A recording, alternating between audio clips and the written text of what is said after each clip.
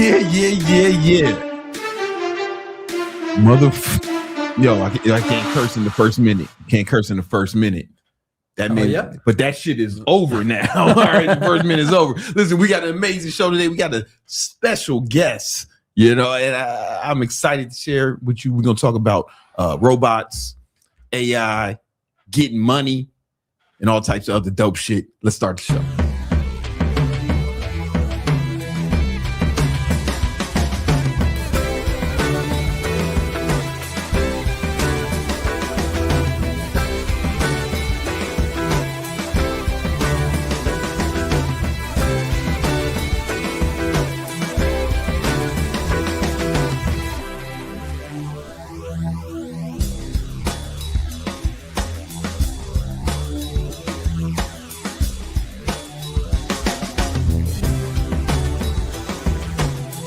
Yeah. Welcome to another episode of that Victory Talk podcast. I am your host, Big Brandon Carter, King Keto, Gymnasium Jesus, Jesus De Gimnasio, Unctimus Prime. That was good. That's new one. That's new. Yeah, man, not bad. And we got a special show today, man. We got a lot we can talk about. We got the homie Nema here. You know what I'm saying? Doing his thing straight out of Iran. He at some point he'll tell us what's going on in Iran. You know what I'm saying? What's popping in the hometown. You're saying we got Minovia answering your super chats. We about to get it in. All right, we got a lot we want to cover too, and I want to get to my guests, but first we got to run through the sponsors. This ain't like Huberman, where he gonna tell you to buy some motherfucking salt to put in your water, or or a motherfucking robot mattress or some shit. Yo, we got gangster shit. All right. So the first sponsor is me. Sponsor my own shit. I got an ebook called It's the 7-day action. The 7-day AI action plan for online trainers. If you are trying to start or grow your online fitness business and you ain't using AI, you're gonna get left behind, bitch. So I put together a free guide to make sure that it doesn't happen to you. It's called the 7-day AI action plan. Show you how to use AI. That's artificial intelligence for those who don't know. So how to use AI to actually grow your following, how to use AI to actually make more sales, get more clients, and how to use AI to train your clients so they get better results and you save time. Links in the description. Go ahead and get that right now. All right. Second sponsor is Thought Repellent. Thought Repellent is the easy to apply spray to keep the hoes away. Because once you start making some money and you get in great shape, these hoes gonna be all on. You gonna be, how do I rizz up bitches? No. Bitches gonna be trying to rizz up you, but not all the bitches is good bitches, right? Right. So despite what you may have heard, yeah, there's some bad women. So this has been genetically engineered to only affect the DNA of sluts, hoes, thoughts, skanks, and skeezers, Jezebels, scallywags, and hood rats. All right. But here's the thing. We want to have this out by St. Patrick's Day. But we need your help. All your super chats go towards development of Thought Repellent so we can get this on the shelves. All right. We're going to have this in Costco, Sam's Club, BJ's, pause, CVS. All right. But we need your help. So all your super chats go towards development of Thought Repellent. All right. Now that we got that out the way. Without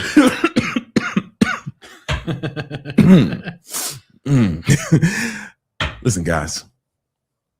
The word baller gets thrown around a lot. It gets used, it's just people just say it, but sometimes it's real. All right. Today I want to introduce you to a man who's responsible for helping people get to $1 million a month in their business, not a year. It's poverty. You might as well sleep under a bridge. We're talking. You might as well start begging. You might as well start panhandling, right? It's $1 million per month. All right. He's the best at helping people get there, right? This motherfucker started his own. He didn't like all the AI platforms enough to use them. So he said, you know what? I'm going to make my own, right? Yeah. So he's an AI entrepreneur as well, all right? And probably his best attribute, He bought. He's got 7 cars. He just bought a bulletproof Escalade. Yeah, it's got police sirens. Police sirens and a Urus yesterday. Performante. To go with his Rolls Royce and other shit. But listen, probably his number one attribute, the thing that he deserves the most praise for, is being my best friend. That's probably where you should get the most praise for. Jeremy Hayes, what's up, dog, man? Welcome in, huh? Yo, man. Thanks for having me on, dog. Hey, man, it's been my pleasure. You had a wild few months, know, so I'm glad we'll be able to pin you down. Yeah, thanks, man. It's been a real time warp. It's sick. Yeah, man. My man just got married. You know what I'm saying? To a dream girl. Yeah. He's out here chilling, kicking it, man. Just moved to a new crib. New crib's sick. Yeah. I got keep it a little more private on this one instead of just doing full-blown tours of it. But it's pretty cool. It's pretty cool to be back to house life, Yeah. The penthouse turned into the poop house. It started reeking of fucking sewage over there. Yo, man. Got up out of there. My man had a penthouse. And the fucking balcony was bigger than my whole real house. No bullshit. And this is 2 units. Yeah. This unit is 2 units. You know what I'm saying? Unit, and his fucking balcony was still bigger than 2 units. That balcony was sick. It was sick. Not a memorable experience. But then it was a lot of dude, it's terrible. It's like the whole guest wing of the house, it has 4 bathrooms in it through essentially the sewer, through the shower drains. You started to get a raw sewage smell coming in. It was as simple as like initially I wasn't using them, so the P traps would dry out. For everybody who's not a plumber, a P trap is a little thing that looked like a P underneath any kind of drain, and it holds a little bit of water, and that water acts as a seal to prevent nasty shit coming out the other side. Apparently there was like faulty P traps in this bitch, not just in my unit, in the whole building. I would run water and make it go away, and then out of nowhere that solution didn't work. And then, dude, every day I'd wake up, that whole half of the house, just a nasty fucking smell coming out of it. And the building acknowledges an issue. The owner told me essentially in a polite way, go fuck myself. Fuck yourself. I did what money's best for and just used it in that case to improve my circumstances. You know, bought out of the lease for a nasty amount of money. Yeah. And went and moved into a crib. Got a new crib, man. Cool. Yeah, you needed more room for the new whips cars. Anyway. Yeah. I was limited to 4 cars in the penthouse because you only had 4 parking spots. Now it's like, well, I had to get a van, obviously, because I live farther away now. I'm not going to drive every day. But yeah, pretty cool, man. Being able to see your cars is awesome. I feel like it's a part of the experience of living in a house. You know? I don't even keep them in the garage. I like to look at it. I'm a visual guy. Yeah, you go out and see. Yeah, that's what I remember you from the other crib. You know what I'm saying? Yeah, farmhouse. Yeah, dude. Thank God this house ain't out there, man. That'd be I had to go out there the other day. Nightmare, man. Yeah, fucking wife wanted to go over there for some random store that was in that vicinity, and like driving back over there was traumatic, dude. I was like, no trees, no wind, just all farms. I don't know why. I liked it when I was there, but like going back, oh fuck that. Yeah, it's almost like you leave civilization. You know, it's out there in the boonies for real. Like, but that was what made it good to a degree while I was there. And was in that phase of my life. I enjoyed the isolation. Just riding on ATVs and stuff and like shooting guns. You know, and it was fun. It was a cool time. Now you back at it, man. Yeah. So city boy, city boy, man. So listen, man. You've been doing a lot of shit lately. Yeah. You know what I'm saying? So that you've been helping people get to $1 million a month. That's been the main thing, you know? Well, yeah, that's the main goal, to be clear. Yeah. We gave 9 trophies out at our most recent Inner Circle Mastermind over there at the office. 8 out of 9 of them got there through webinars. 1 out of 9 of them did it through a traditional call funnel. At this upcoming Mastermind in April that we've got 2 $5 million a month award winners. And then we've got, those were long overdue, to be clear. Like they deserve that. Yeah. And then we only have 3 so far of the $1 million a month trophy winners. So that means between January and April, we had those people earn those milestones for the first time in their business. I'm still got time to work on mine. Yeah, man. You got about a month. This year, that's the goal of myself. I see people getting these traps. I was like, fuck, I need to get one this year. I ain't had $1 million a month yet. That's actually one of the most interesting things we see from people who go to the mastermind. They sit there and they listen to some of these guys who hit these rather large goals. And especially when there's a high frequency of them, and then they get the opportunity to just talk with them afterwards, they realize they're just like, oh, these are just normal dudes like me. And not only do they realize they're normal dudes, a lot of the times they sit there and they realize like they're either overcomplicating things or just not taking an aggressive amount of risk. That also is something that we see as a commonality when people walk out of there. Moral of the story, every time somebody leaves with either one of those two mindsets, they go back home and they take an audacious amount of action and a lot of risk that they previously didn't take. And usually that's what leads to it. But you got to have the right model, you got to have the right offer, and obviously you got to have like the system already to a degree built to like vamp it up to that level. But we're real good at helping rich people get richer. Yeah. And you know, sometimes you just need to know it's real. That's true. Yeah. Like, I mean, we do 4 of those masterminds a year. We do them in January, April, July, and October. And so every one of those so far over the last, like, I'd say 2 years ongoing now, we've had the group since 2019. They used to be more scarce. It used to be something that felt. It was a rare thing because I've been in the group since then. I used to, I was speaking at the group. I remember at one point I was like one of the people making the most. Like I was up there at the top. You know, now motherfuckers that have like lapped me, and I'm like, oh shit, I need to step my game up. Does $10 million a month.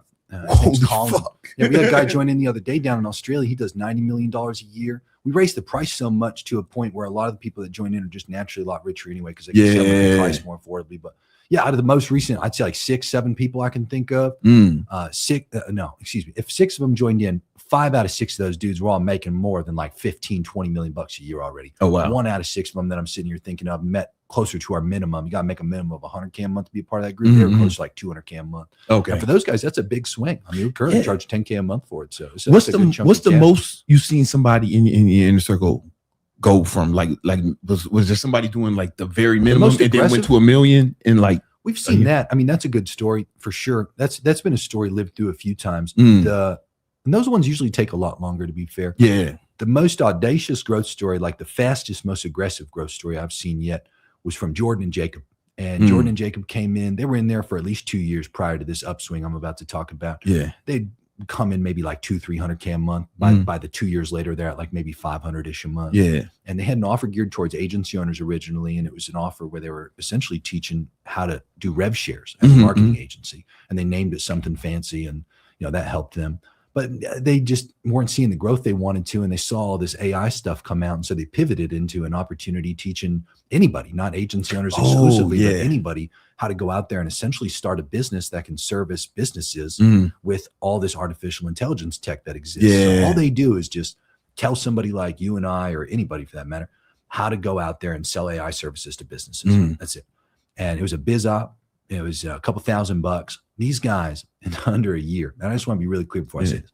I didn't no way, shape, or form am I saying some dickhead watching this going to make these types of English dollars. Like this is audacious result. This is so uncommon.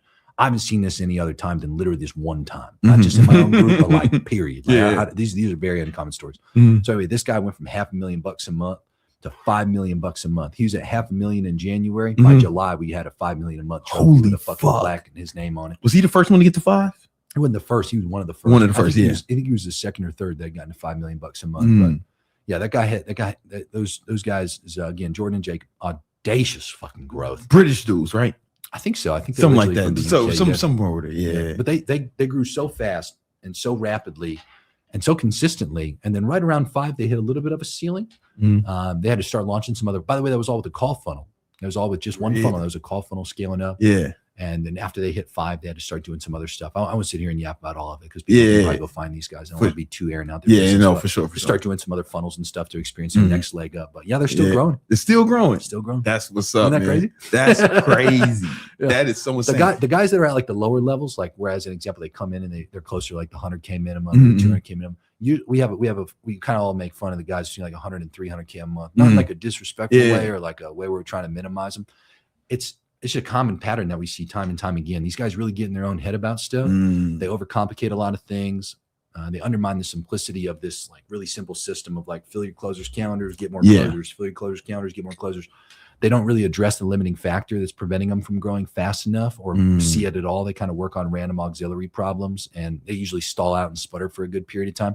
So when you do see a story where one of those guys are at a smaller level and they start legging up, they usually have gotten themselves out of their way, saw all those types of patterns I just articulated, and like were able to overcome them. And generally their growth starts to just ignite after that, which is sick to see. But you'd be impressed with how long sometimes it can take to get somebody out of their own way when they're in that range. So it's a far more uncommon story to see a guy go from that lower revenue range to $1 million plus a month. Because to be fair, when you're making that much, it's like things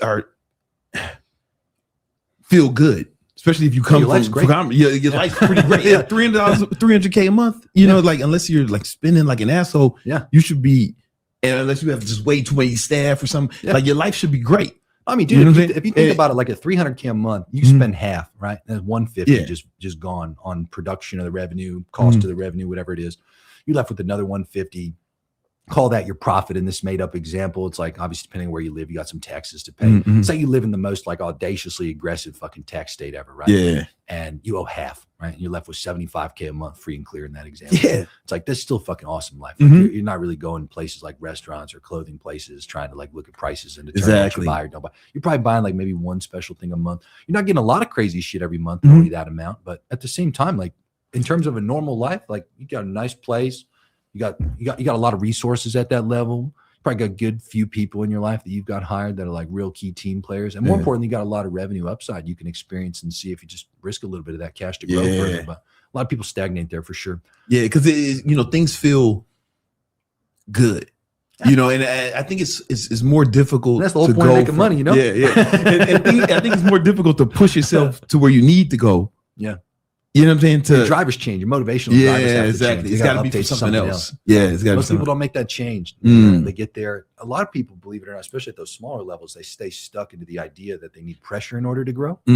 They have their back against the wall. That's that feeling that they seek in order to experience the next leg up. Yeah. So they go through like this very, very sabotage-oriented growth. I see that with my stuff. Up and down. Bro, I see that with my students. And my students don't do those kind of numbers, but it's like it's almost like they have a thermostat. Yeah, you know what I'm saying? Like so like when they don't start going hard until they hit the income gets so low, and then it's like, oh shit, I better step up. Then it shoots up, then they relax again. Yeah, and then they shoot. Then they continue that charade indefinitely. That's the exact type of person that's got to update their drivers to have something different. Are you familiar with Jim Rohn? Remember him? Yeah. Jim Rohn got a great talk on YouTube for free. It's filmed in 1981. It's got a little green chalkboard behind him, and he's in a gray suit. About a 2-hour talk. And in that talk, he introduces the concept of reasons. And he says his mentor taught him the power of needing some type of profound reason that motivates you and increases your desire, spurs up some kind of emotional sensation inside of you, because emotion's a profound source of energy to be able to apply to whatever you want to do and turn around and use it as action. Point I'm trying to make, a lot of these guys lack some solid reasons. Whatever reasons got them to where they were, which could have been pressure, like some kind of negative force that they felt like they needed to get out of that back against the wall situation. It has to change. Usually when you get to the highest levels of the game, like we have guys that join in that are already at a couple $1,000,000 a month. And that's actually one of their number one things. They just lost any kind of desire to go out there and sacrifice and take risk. So if you really narrow it all down to the key thing that you have to think with, if you currently lack some kind of key motivational driver, is think with what feels profound enough to you that makes sacrifice and risk worth it again. Because if you get comfortable enough, the whole point of why you stagnate is you no longer feel the need to risk to grow. Whereas when you're smaller than you need to be mentally in whatever you view yourself needing to become, you'll naturally take risks. You'll naturally sacrifice things like things described as comfort. I think about, I remember, dude, when I first started, I could give a fuck about having something like a girlfriend or chasing women or like buying clothes or buying cars or like watches. Like none of this stuff mattered at all. To be fair, I didn't have enough money for it to matter and prioritize it. But at that level specifically, all it came down to was I would sacrifice every minute of the day. I would sacrifice things. Like I used to be quite fat and I used to be quite skinny when I was a vegan. I was essentially, no matter where I was on the skinny fat spectrum, at a very unhealthy level of weight. Again, at my skinniest or at my fattest. Point I'm trying to make is like I'd sacrifice things like health just to make sure that I could go through the process of financial growth. Sacrifice was always viewed as worth it to me because I had profound reasons for why I wanted that additional cash. Anytime somebody's not willing to sacrifice, you just simply put, you don't see yourself in your own life sacrificing things. You got to update your reasons. You got to go back and reflect on what feels profound enough to you to go through the sacrificial process and go through the process of taking some of that cash, pulling it out of your account and risking it on something to help you grow. That's all it takes. But not a lot of people end up making that decision. They kind of stall out otherwise. And they get that bop up and down. The thermostat, like, it's a good name for it. Yeah, because I see it with my students, like they'll make like, everyone's different, right? Some guys, it's they get to 20K a month and then they just stop. Right, they stop working hard. You stop doing what got them there, and then they can start coasting. And then when it gets down to maybe it's like 5K. It's like, oh shit, now I need to step it up. Yeah, it's like a thermostat. Could be comparison bias in that example too, because like when you very first start, you usually have whoever you're around still with you, whether that becomes an environment or whether that's the people that are still physically alongside of you as you grow. Yeah. Generally, you still have that stuff. You didn't shake it yet after you've grown and legged up financially. So as an example, you go from wherever you're at, like a job income, 5-ish, maybe 8K, 10K a month, until you double that to like 20 and you're on your own now. You're likely still in the same environment, in the same like general vicinity of wherever you may have just moved from, if you moved at all. You may be growing to like the same restaurants or maybe slightly better restaurants, probably going to the same gyms, maybe got a better car, probably not. Again, you might be traveling a little bit more, but you ain't doing anything serious. It's like you barely legged up out of your past circumstances and you didn't really drop the people that were previously there either. So everything's still kind of the same. So in that type of situation, it's usually comparison bias that'll fuck you, because you're looking around and you're looking at your past self. And now you have your new self to look at in essentially the same places, alongside the same things, alongside the same people. Again, naturally, you'll feel a lot better because you're just comparing. Yeah.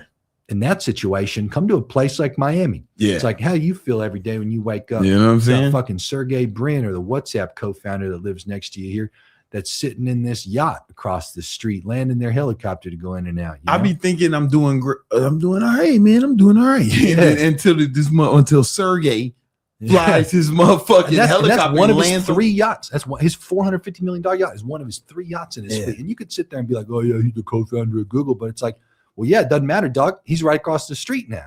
You see? So it's like same kind of logic. Who are you comparing to? It's like you're not comparing down in that view. You're comparing way up. It's like standing on the base of a mountain and looking at the peak of that fucking thing and thinking, how the fuck you get up there, right? Yeah. But at the same time, that's kind of my point. You got to get yourself out of those environments if it's comparison bias and fucking you. And that can help a ton, because sometimes it's not necessarily the risk or the sacrifice that's exclusively holding you back. It's just you're looking down instead of looking up. That can get you looking down. Yep. And you got to think about that. Like, most people don't have somebody who's actively sitting there trying to help them work through these things in real time, where they can see it happening in the person and proactively tell you, look, this is what's fucking you right now. And this is what you have to be able to switch. So you also got to get cognizant enough and self-reliant enough to be able to see this in your own behavior before enough time drags on and you're officially outside of your earning window for whatever that set of skills is you were using to make some cash. That's when it gets real nasty. Is when not only do you lose your momentum, but whatever you were doing to get the cash prior is no longer a valid path to produce the cash. And you'll really kick yourself in the ass in that situation, because then you're looking back and you're thinking to yourself, fuck, I didn't milk it nearly as much as I should have. I didn't take nearly as much risk as I should have. And you start having all those woulda, shoulda, couldas. That's a great way to feel like shit. That's a great way to slow yourself down mentally, And again, then all of a sudden you're a pessimist, and that'll naturally fuck your potential in life. Nothing ruins your potential faster in life than being a skeptic, a pessimist, or a fucking cynicist. Cynics are the worst. Moral of the story is, you keep yourself out of that state by just operating with some urgency. That looking up is a mandatory thing. Being willing to sacrifice and being willing to risk is a mandatory thing. By all means, is there an eventual level you'll probably reach where it is more than enough and you're absolutely good? Yeah, but make that be a literal thing and not some made up shit you just virtue signal to yourself about. I see guys like those little guys. It can happen at any level. I see guys who they get to 100K a month or 200K a month, or even like these 20K a month guys. They're officially taking care of themselves in the short term. And maybe there's a little bit of overflow to a close circle around them. Like they're able to buy some food for people, or buy some clothes, or maybe they help the tiniest little charitable thing that you could imagine, like chipping like a couple $100 towards somebody, something like that, right? Moral of the story is, in that example, those people, they generally virtue signal about the fact that they're good because they can take care of exclusively their shortest term self, today's self, and maybe tomorrow's self. It's like, in reality, to actually be good and get to the point where you no longer have to do things, you have to actually do math to quantify how much cash you need. That way you can put that cash to work to be able to afford. And by afford, I mean have enough dollars kick out from your investments to be able to live however you want to live without having to work for the cash actively anymore. That's when you're actually good. The hallucinated effect is when you're making cash through active income and you're taking care of that short-term self, that you have enough to stop. you got to kick out of that right away. Usually some retirement math helps that person wake the fuck up. But it's a damn shame to see people stall before they hit those points. It's an incredible thing. It's honestly one of the most honorable things I think I've ever witnessed in real life, when somebody actually makes it to the other side of the work game and they reach the point where they made enough, they invested enough, and they did the math, and they like truly have enough kicking out that they can no longer have to work for active income. It's like, do I see guys in the military and I immediately say, thank you very much for your service. If I hear somebody that retired and like actually retired the way that they wanted to retire and did it the way that they actually wanted to do it and didn't fucking lie to themselves about settling for a lower standard because they only had a certain amount, didn't feel like working anymore, couldn't work anymore, lost their earning potential from not having updated market skills that are in demand. Oh man, it's one of the most honorable things. I fucking shake those people hand. I ask them a fuckload of questions. I ask them what it's like, you know. Well, that's when you keep someone like you keep raising your standard of living. Well, I mean, to be fair, like if you look at some of the things that you mentioned at the very beginning of this, like I'll be very transparent about it. Cars don't cost a lot of money. It's like these kinds of cars, like take the bulletproof Escalade. It's like that is only $200,000. It's like that is just an example. If you break that down to what it costs to put a down payment, you break it down to what it costs on a month-to-month basis. That car's $2,000. Okay, $2,000. It's like if you take the other 6 cars I got in that example, it's like the most expensive car I got is a McLaren. That's about $5-ish K a month. So it's like collectively between all my cars and insurance, I'm sub 20-ish K a month. So the McLaren is more than the Phantom. Well, to be clear, yeah, because this is something I say about the Rolls. I got a Rolls Royce Ghost. It's a Series 2. That was just shy of 400 when I got it. Now it's worth maybe, if I'm lucky, like high 200s or low 300s. It's still under warranty, which is great. Never buy a Rolls Royce without a warranty. However, no, the McLaren was a brand new 750S Spider. That was like in the 400s and is still held in the high to mid 300s, give or take mileage. Mine's only got 2,000 miles, so it's pretty good. But yeah, anyway, moral of the story. Now, I won't sit here and say my actual income, but I'll tell you this. That total amount that I pay monthly is a single-digit % of what I make monthly, like a low single-digit % of what I make monthly. So it's like those things aren't a lot. It's like I can go get another car. Like it's again, I'm not trying to sound like some dickhead or like self-pretentious when I say this. I'm just trying to put it in perspective. It's like if somebody only had $100 and they went and bought like a book, right? It's like that's kind of what it's like. It's like, it's not really like that big of a thing. It's like buying chicken and rice from a cafeteria. Right. It's like at a certain level of income, it's nothing too significant. It's okay. And it's easy to afford when broken down monthly. Now, if I went and bought these same cars cash, like it'd take, like whatever, 20, 40%, give or take the car of like $1 million a month in that same math. Right. So it doesn't make a lot of sense to go and buy them like that unless you just got a whole bunch of free and clear cash flow and make more than $1 million a month. But dude, the monthly on these things makes them feel pretty much free. So those things don't feel like a lot. And then same thing with like places I live. Like the house I live is great. It's about 30-ish K a month. It's $29,500 a month. Now that specific house, same kind of thing. It's like that's 3% of $1 million a month. So it's like, you get what I mean? It doesn't feel like a lot when you just put it in perspective. When you make the actual enough dollars of like making $1 million a month. Now at the same time, I will say this. There's still a tremendous amount that I want to accomplish in terms of my retirement account. Like that's always been my plan and that's always been my goal. And, to be able to maintain how I spend my money with my active income through exclusively like passive income that comes from the investments. I absolutely got a good, easily like another probably decade, unless I just multiply my income tremendously in the short term to be able to get there sooner. But I also love working. I'm not one of those guys that lie about it. I feel like life would be very purposeless, just kind of doing side quests. Work feels like the main quest.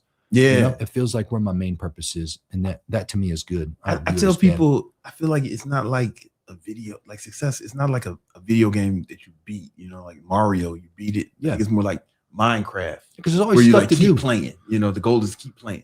Yeah. Everybody that I know that exited from a company and got like tens of millions of dollars, or some of them for the few that I know that got like $100+ million in their exits. Like they do in most instances fuck off for a little bit, like at most, generally from what I've seen, a few years tops. And then right after that, they just feel purposeless and they immediately go back into doing some kind of work. And usually whatever they do next is either something that aligns. And this is the craziest part too.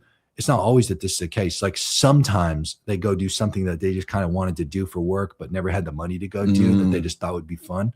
A lot of the times they pick whatever the next best opportunity is to go and apply themselves fully to in an attempt to make a fuckload more cash again. They'll judge themselves based on the scoreboard of money. They don't look at it any other way. It's like work becomes a game when you look at the dollars as the scoreboard, and you can have a lot of fun while you're doing it too. But from what I've seen time and time again at these high levels, it's not because they're unsatisfied.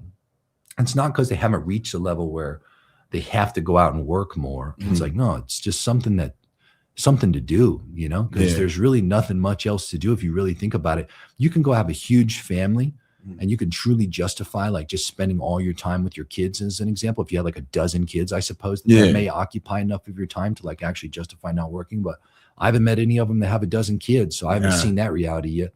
I've only seen it to where they have a few kids and they still go out and have excessive demand to work and earn and solely have something to do. That seems to be the case time and time again. So I study that.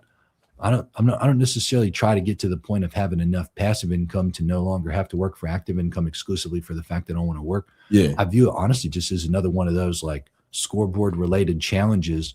And it seems smart, you know? Yeah, it sounds like the right thing to do. It for sure sounds like the right thing to do. Might have something to work for. Speaking of work, you've been putting together, you started something new, man. You started your own AI software. I got real pissed off when Manus removed their agent mode. Are you familiar with Manus? You know Manus is? You put me on. Yeah, so everybody doesn't know Manus. We had one of my Jeremy's Inner Circle members. His name's Daniel Fazio. He's known on Twitter as Cold Email Wizard. And Fazio had said that he found this credit-based LLM. And LLM stands for Large Language Model, for all those who don't know. It's just all these AI models like ChatGPT's an LLM, Gemini, Claude, those kind of things. So anyway, he said he found a credit-based LLM. And I was like, what's that mean? And the promise of it was so sick how he articulated it. He was like, well, when you upload excessive documentation into tools that are flat monthly rate AI models, like Chat, Gemini, Claude as common examples, you are getting an efficient consumed version of that documentation by the model, and it's not actually consuming all the training material that you put into it. Right, because it's incentivized to save as many tokens as possible. Yeah, because like if you're on a flat monthly rate, why would it want to absolutely exploit the living shit out of itself? It wouldn't. It would exclusively want to optimize around its own efficiency while still trying to help you generate whatever outcomes you wanted and keep you satisfied so you keep paying that monthly rate. Yeah. So moral of the story, all of this, by the way, this is also important to note right now, like these whole like $200 a month plans for the highest tier versions of all this stuff, this is all subsidized by venture capital dollars. Yeah. You remember back in the day when Uber and Lyft were first coming out, you remember it was like a couple bucks to go across super town. cheap. Yeah. Now it's like that same drive costs like $50 to go. That's because back then it was subsidized by VC dollars. Yeah, so there's a very high probability, unless the technology profoundly progresses and makes the actual use of these things more efficient, that these are all going to absolutely grow in cost for sure after they're no longer subsidized by VCs. And that was something. I've been thinking about that a lot. Yeah. So so moral of the story, from that same perspective, if the original, like the big models, Chat, Claude, Gemini, are all these efficient models. And I'm talking, when I say upload documentation into it, I'm saying, imagine you want to take every single sales call recording that your organization's ever had, take it and dump it into one of these models and ask it some questions, like do some sales management analysis and tell me the number one area where objections get brought up that my marketing can handle and account for ahead of the call, or that I need to train my salespeople around. That's like a common one I can think of that would take a ton of data. Yeah, you would have an issue with that in the flat monthly rate models. So when Manus was first introduced to me by my Inner Circle member Daniel, he had said it's a credit-based LLM, which meant its incentive was using tokens, not saving tokens.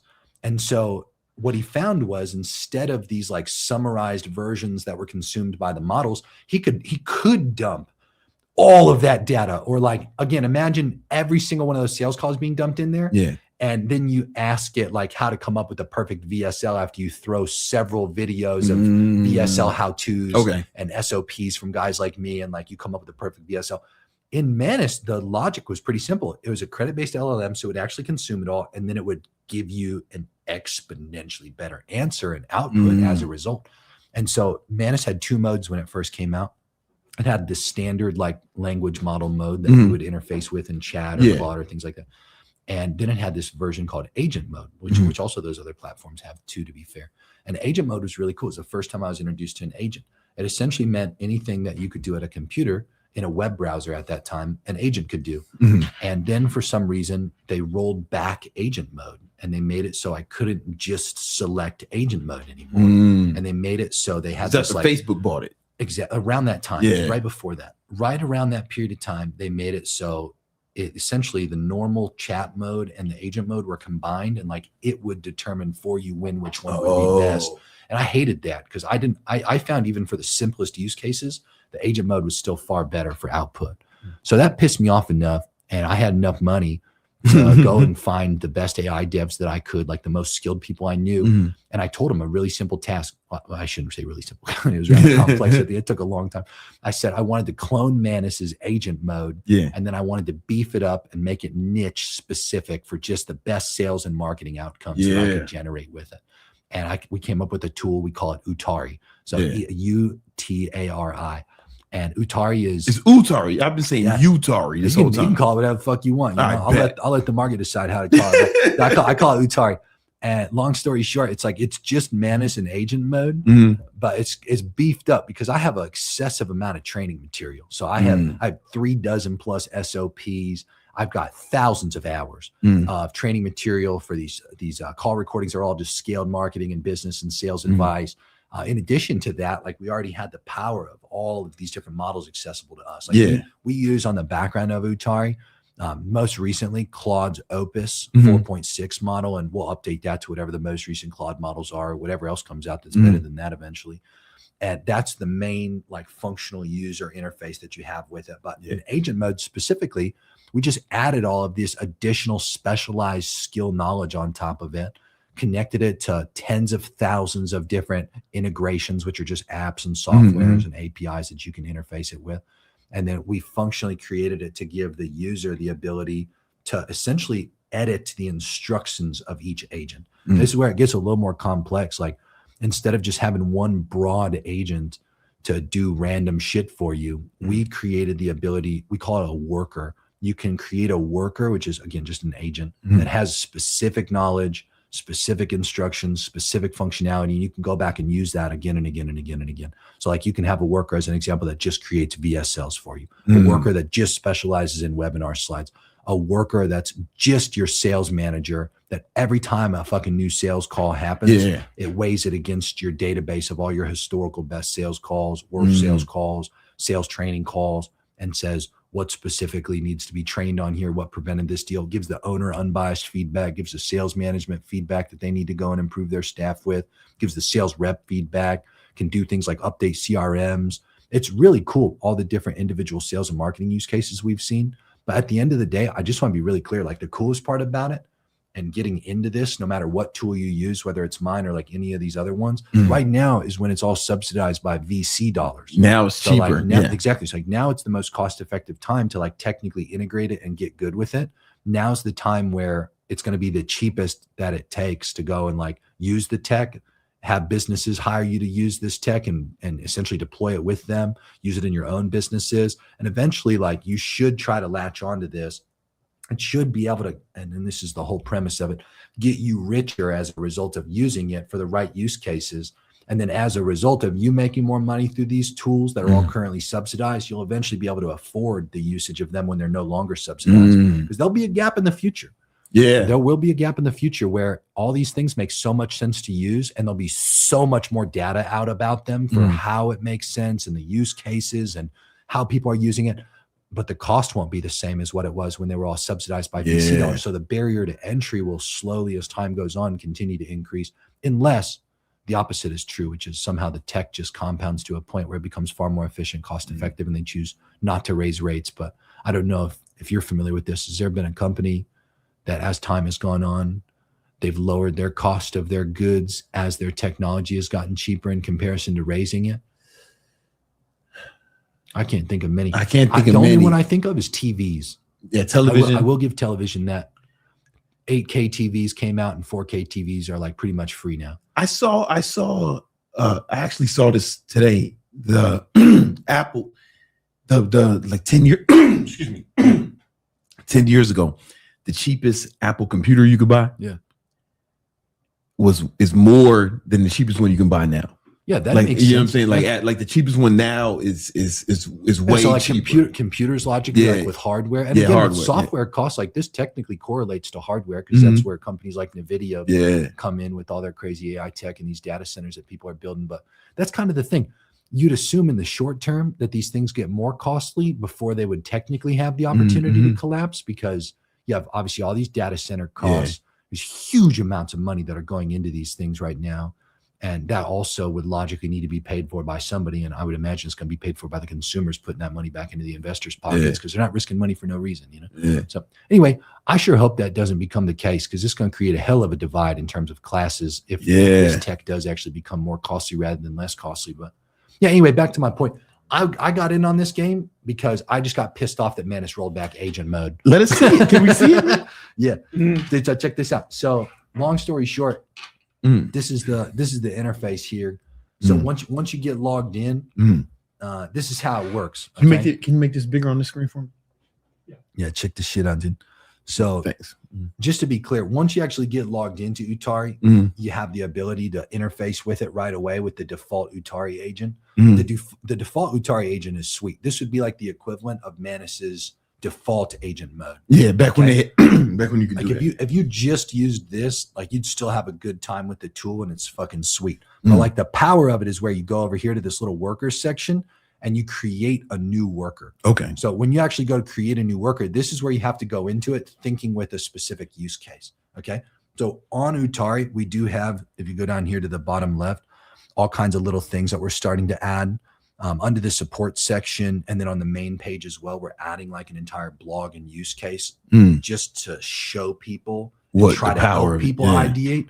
But the main thing you want to do is essentially just understand it like this, because if you want to be more on the cutting edge of it, you have to know how to think with it. If you don't know how to think with it, you're not going to have a good time because you're going to have to then rely on things like a blog to tell you what to do or a random use case tutorial to tell you what to do. In comparison, if you can actually unlock, this is the people who, because the tech's already there. These are the people who are likely to make the most off of this, are the thinkers who can actually like connect the shit before anybody else just tells them what to do.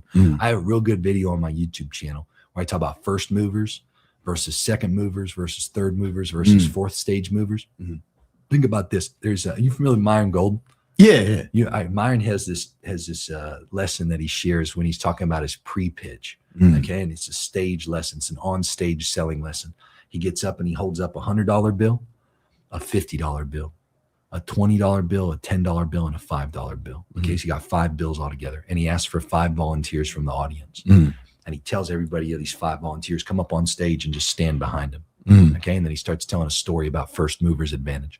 And he'll sit there and he'll start explaining, you know, back in the day when the United States was just getting discovered and everybody was colonized on the East Coast, in order to go out west, there's a lot of opportunity. Are you familiar with what's called homesteading land? You ever heard of that? No. So I have a cousin, she married into this. There's a family that has 60,000 acres in Montana that they essentially got for free, because all you had to do back in the day was just go out west, claim a piece of land as yours and make it productive. Okay. Which could have meant all kinds of things, apparently. Yeah. 60,000 acres might sound like a ton, right? That's like point something of Montana's total land mass. There's guys out there that have, without exaggeration, millions of acres of land, hundreds of thousands of acres of land that they were able to homestead without a cost. They just had to make it productive, take the risk to go out west and start the process of essentially creating civilization across this United States. Okay.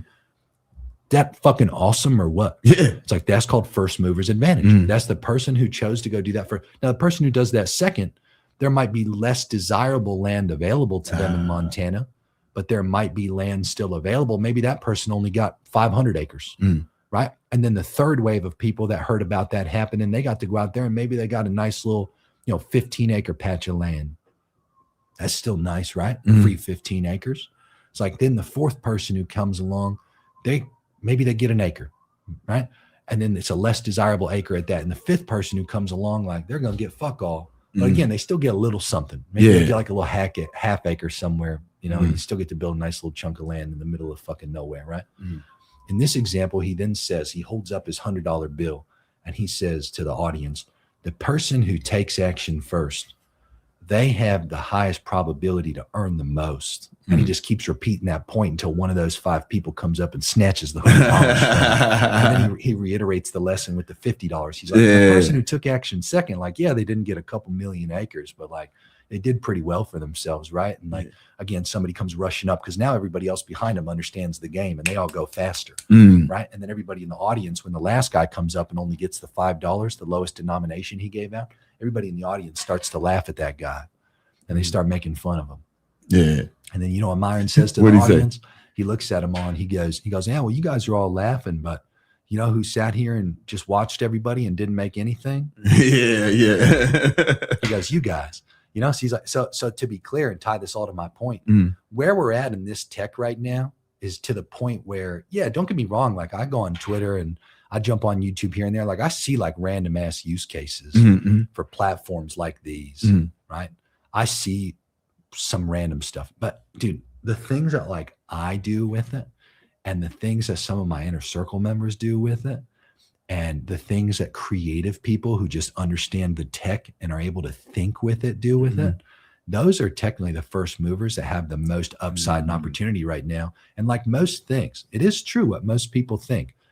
People are not readily sharing all of the most powerful use cases out there in the public because they want to have a cutting edge that nobody else has. They want to have a competitive edge that makes more than other people, and they're going to safeguard it. So the things that I've generally seen as like use cases shared out there, I'll share some powerful ones. That'd be great. I won't be biased, but I can't stress enough. Like you have to know how to think with this shit. If you don't know how to think with it, you're going to have a bad time. Okay? All right. So let's get into the use cases. Well, we take a break for the market update, but then I want use cases and I want to more demo. We got to bring in Greg for the market update right quick.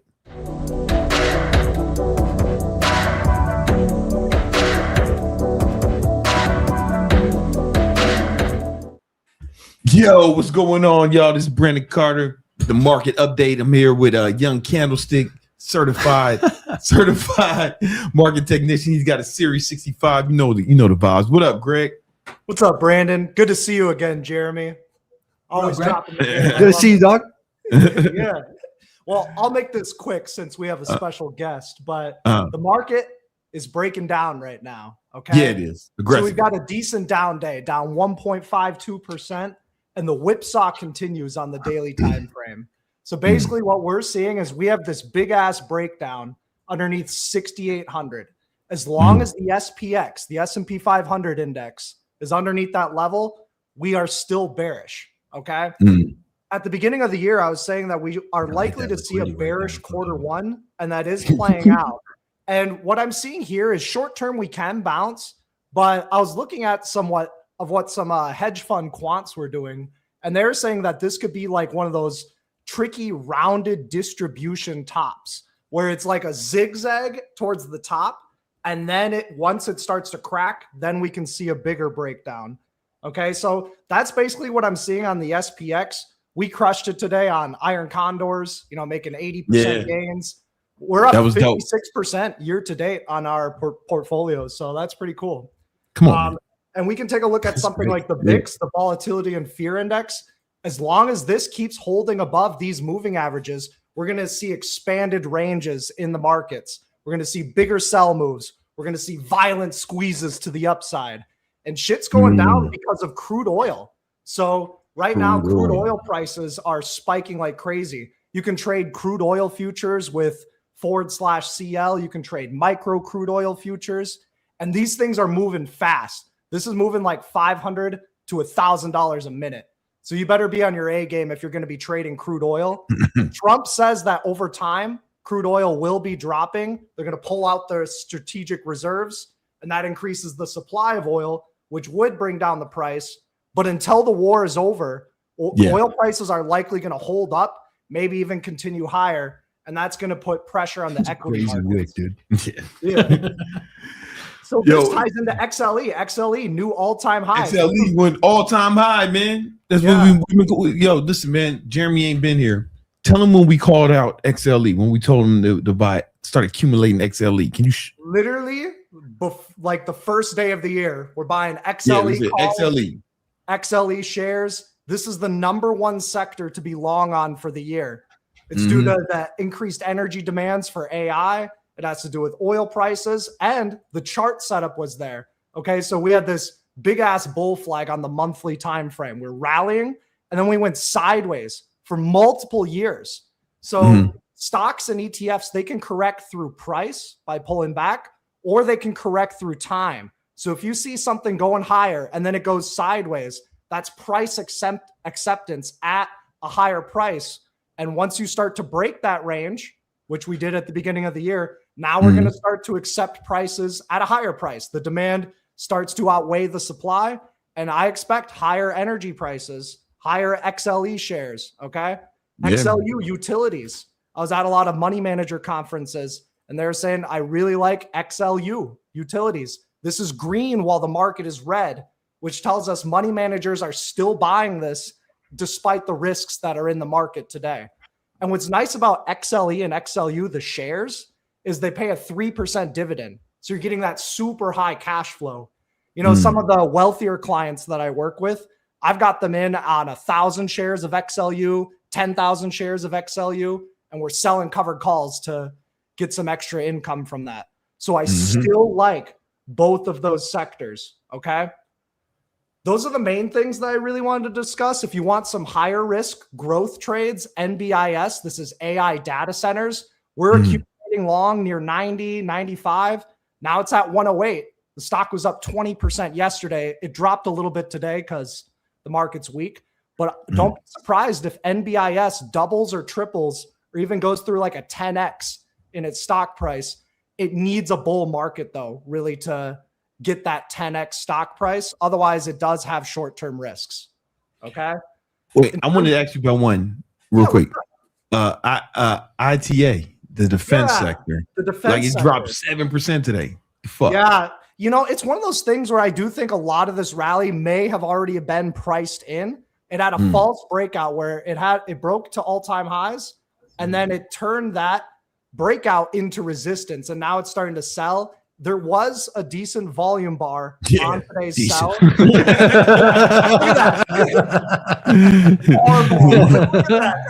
that. Big ass owner volume. That's a big fuck you. That's a big middle finger. Someone dumped the shit out of that. A little bit dumpy. When you see like a big ass volume bar like that, it's either a bottom or it's the start of a new trend. So be ready for either of those, which is kind of like, okay, we are breaking some critical supports and it is correlated to the broad market. So if the market sells, ITA is going to get hit just a bit more. If this comes down to maybe like 210, 200, that could be worth a dip buy, but I have to see it happen in real time. If you're going to individually stock select from the defense sector, I really like Honeywell longs. I grabbed some shares up in like the 240 level. I expect it to probably drop down to this like 225 level down here. So that could be an area to scoop up Honeywell. That pays a little bit of a dividend. For sure. So that's something cool.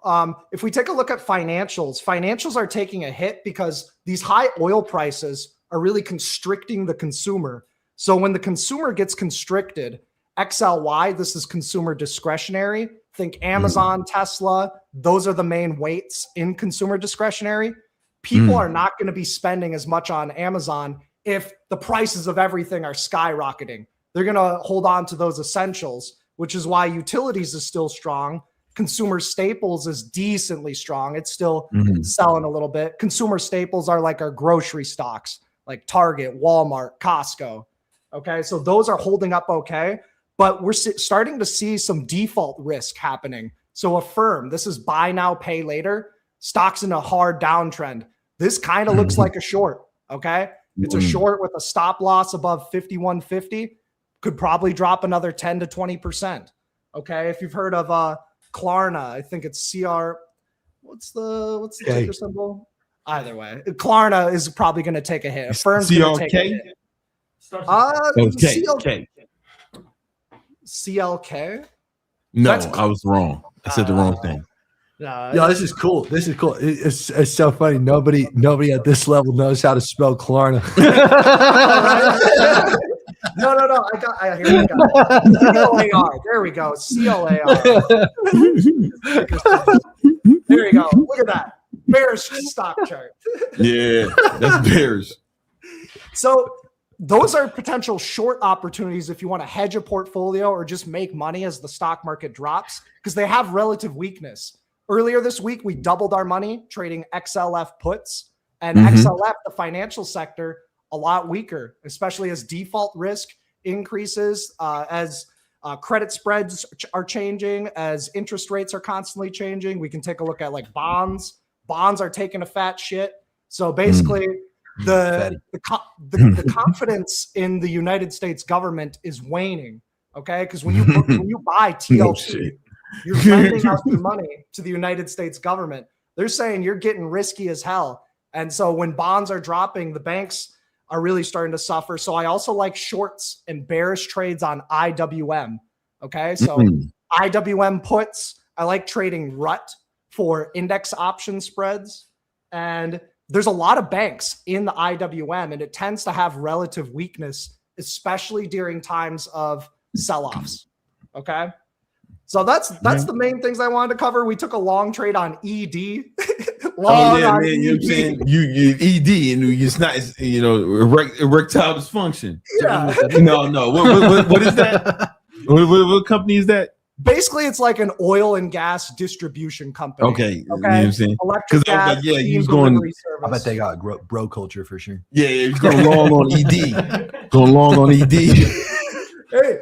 Oh my gosh! Let me show you guys what was going down. And oh man, when he announced, we was live, so we trade live every day, and he said he was going long on ED, call, and then the jokes just went crazy. $9 69. Yeah, he said, "Yo man, going long on ED." 69 was the limit. 69. We were trade. So this is my account. I didn't really have a great day. Like two grand, but that's cool. Not bad. You know what I'm saying? It was kind of like a choppy day. So but some other members made some money with who else? I think Gabe and Jelani being trading with us. Yeah, every morning. Nice, they did well today. Guys, if you want to trade with us, join Victory Trades. We live every morning. We trade futures, and you get Greg's trade alert straight to your phone. Hell yeah. We have a great time. Like literally almost every single alert is more than paying for the service, double, triple fold. Like today, Iron Condor made about a 70% profit. Just profiting as the market stays within a range. Okay, so here's Simus. He made $130. Here's Swift Jacob. He was really excited about his $205. You can do one of these. You can do 10 of these. I wouldn't do more than like 20 or 30 of them at a time, because then the liquidity starts to thin up. But Greg, once you jumped on that ED, how long did you sit on it before? How long did I sit on it?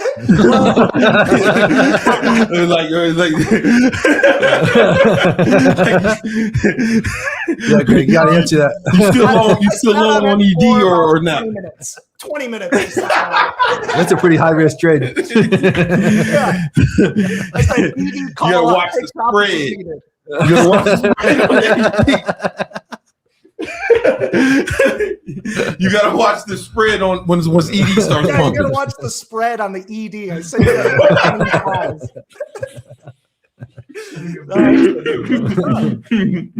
a good time. Here's a good $100 profit. Here's Onk making about $2,000. Here's Simus making $215. Here's Elpato. He's making 51% gain. Here's Nema. Come on, man. Nema's been crushing. Nema been up in here. Yeah, he's not just a video guy. No, he's a fucking trader now. He's a beast. Who's that, Jelani up there? Yeah, Jelani over here. He made $150K profit on his $836 profit on his funded $150K account. Come on, man. And on his copiers, $250 per account. Come on, man. And this is just trading live with us every single day. Yeah, man. Do it every day. And breakdown setups. Brandon's got the scalp setups. We're a good dynamic duo over here. Yeah, man. If you guys want to trade with us live every morning, join Victory Trades. You also get Greg's trade alert straight to your phone. It's dope, man. No, definitely. Right? Well, I want to get back to what Jeremy has to say. Oh man, we about to talk about this AI, man. Yeah. All right. All right, bro. All right, good to see you guys. I'll see you tomorrow morning. Peace out. All right, man. Peace. All right, cool, man. So listen, man, I want to see some. Yo, Yeah, bro, you really putting people on game in this shit, huh? They go from that to this, back to that. That's Come good. on, man. Come on, man. Victory talk. Y'all getting it. Getting it, man. Now, if you want to join Victory Trades, the link is in the description, you know. But listen, man, I want to see some use cases for Utari. Yeah. Okay, so think about something that you as a human being would have a really tough time pattern recognizing yourself that you think some fucking super intelligence would do a far greater job in. Okay? This is a far bit better. Yeah. Analyzing sales calls, because like right now with my sales team, you know, I watch them, but I'll dump them in the chat. You know, I have a project. Even watching them, like how many calls do you think happen across an organization in a day like yours? Bro? So many. You know what I'm saying? Like I'd have to look at my calendar. And then are you the sales manager currently? Yeah, I'm sales manager. If currently. you're the sales manager and you sit there and you'd have to literally watch all those calls, and let's use the example, you just had one rep that took a full 8 calls per day. That were like an hour a piece. Exactly. I can't watch all the calls. I can't watch them. If you watch them all at 2x, that's 4 hours with one rep. What if you had like 2, 3, 4 reps, right? Yeah. It's like in that example, that is a perfect, you'd get buried as a human being. You would need super intelligence to try to analyze all those things for you. Let me ask you this. How many sales training calls do you think you've done with your staff? Teaching them shit, telling them what to do, going through best practices. Of your I train with them every morning. So I don't know. I've been doing, they're about an hour every morning. So there's your training material right there that you'd also have access to straight away. Are your calls, do you categorize them as in, like, okay, these guys closed, these guys didn't close? Yeah, like, do you have some kind of CRM that actively, literally organizes your actual call recordings? Not the call recordings. We just have it all. It's all recorded with Fireflies. Yeah, e-fire files or whatever. Flies, files, whatever. Though. So you have a CRM with all those people's emails. Yeah, names, GHL. Like, even things like when their call times were. Yeah, and then the file recordings, that set of files you have. Do they have any piece of data that you could pair to the CRM data, like their name? So you could also, just to be clear, have an agent go through your actual files on your device, and you could have it pair each one of those recordings to the CRM file itself. So you not only have the call recording data, but you also have the CRM data layered on top of the call recording data, just to enrich the data further, by the way. So an agent could do that for you, which would be tedious and a monotonous task for any human being to do, even a VA, and it'd take them fucking forever to do it. Yeah. These things have the capacity to do that stuff in the blink of an eye. To be fair, though, it generally takes a couple minutes or a couple hours relative to the actual task itself, but it's still way faster than a human. The analysis of the calls and the training material that you upload into it, you could essentially have one of your workers be your sales manager in that example, right? You mean the workers you're talking about? The agents inside of your Utari platform here. This is important to note, okay? And I'll show you like that specific use case. That'd just be great. As an example, but also just in terms of like we talked about prior, like understanding the thinking behind it. You want to think with what just feels really overwhelming for a human being to be capable of doing, but still makes sense to do, because that's what this tech allows you to do. It allows you to do tedious, monotonous tasks that human beings might just not be good at. Because let's be honest, right? If I go hire an EA or a VA to go do this shit, I'm most of the time hiring from the Philippines. Yeah. Sometimes you even hire from African countries now, like Kenya as an example. It's another one where you can pull some good, like actually good EAs and VAs from. But these people, I mean, it's still technically low paid, low skilled labor. Yeah. These people just do monotonous, tedious tasks, but they do it slowly and generally, again, at a very low skill level. This comparatively is fucking super intelligence that you layer on top of all that stuff. So, okay. So anyway, back to my point. When you go into the Utari platform and you click workers, you go create a new worker. Yeah.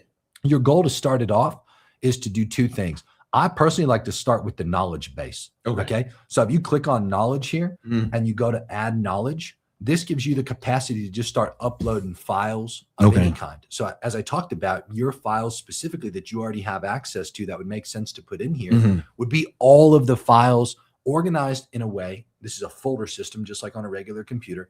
Here's my sales training calls where I've actually taught my team what they need to do. Here's some specific calls about our offers and our expectations of what we want from our salespeople and like how we want them otherwise behaving. Some specific material that you document and upload into this. Then obviously from there, you'd put, if you want to, into the knowledge base, all of the actual call recordings itself that have historically gone good, historically gone bad, and again, organize it so you can reference it in the future. Like those were good calls, those were bad calls. Okay. Once you get your actual knowledge base created, which again is just done right there And this is the cool part about Utari that I like a lot in terms of giving the user the power to make this thing functional and customizable for them. There's a centralized knowledge base where I can upload knowledge that is accessible to all my workers. Got it. But when I create an individual worker, what I'm doing is I'm giving this specific worker that knowledge. Okay. So only that worker references that data. Does that make sense so far? So in this case, again, consider the fact that we might have just uploaded all our sales training calls, all our specific documentation we want for our salespeople to follow as best practices, offer details, all of our good calls, all of our bad calls. Okay, let's say that we got our knowledge base to that point. From there, we have the raw instructions of the Utari bot right here, accessible for the user to edit. So remember how I talked about at the very beginning of this? I said, look, if you just go in and use Utari without even creating a worker, it'd still be badass and do great things for you. This is the default agent instructions right here that make that worker badass. We are the only platform, to my awareness right now, that gives a user the ability to edit the actual core instructions for each agent. For each agent, okay? Got it. So when you go in here as an example, I would not encourage editing the instructions. I would encourage adding to those instructions. Okay. Unless you're truly an advanced user and like really know what the fuck you're doing. So in this example, if I made this agent, this worker, my sales manager and my sales management helper, whatever you want to call it, I could just add some additional instructions to it. Like for me, I fucking hate when I get a PDF from any AI platform. 100% of the time I want it going to a Google Doc. So like I could just add that as a default instruction to my worker. Say, anytime you produce a document, turn it into a Google Doc for me automatically inside of this account. I could also, as an example, let's say you have some specific stuff that you'd want your sales manager assistant to do.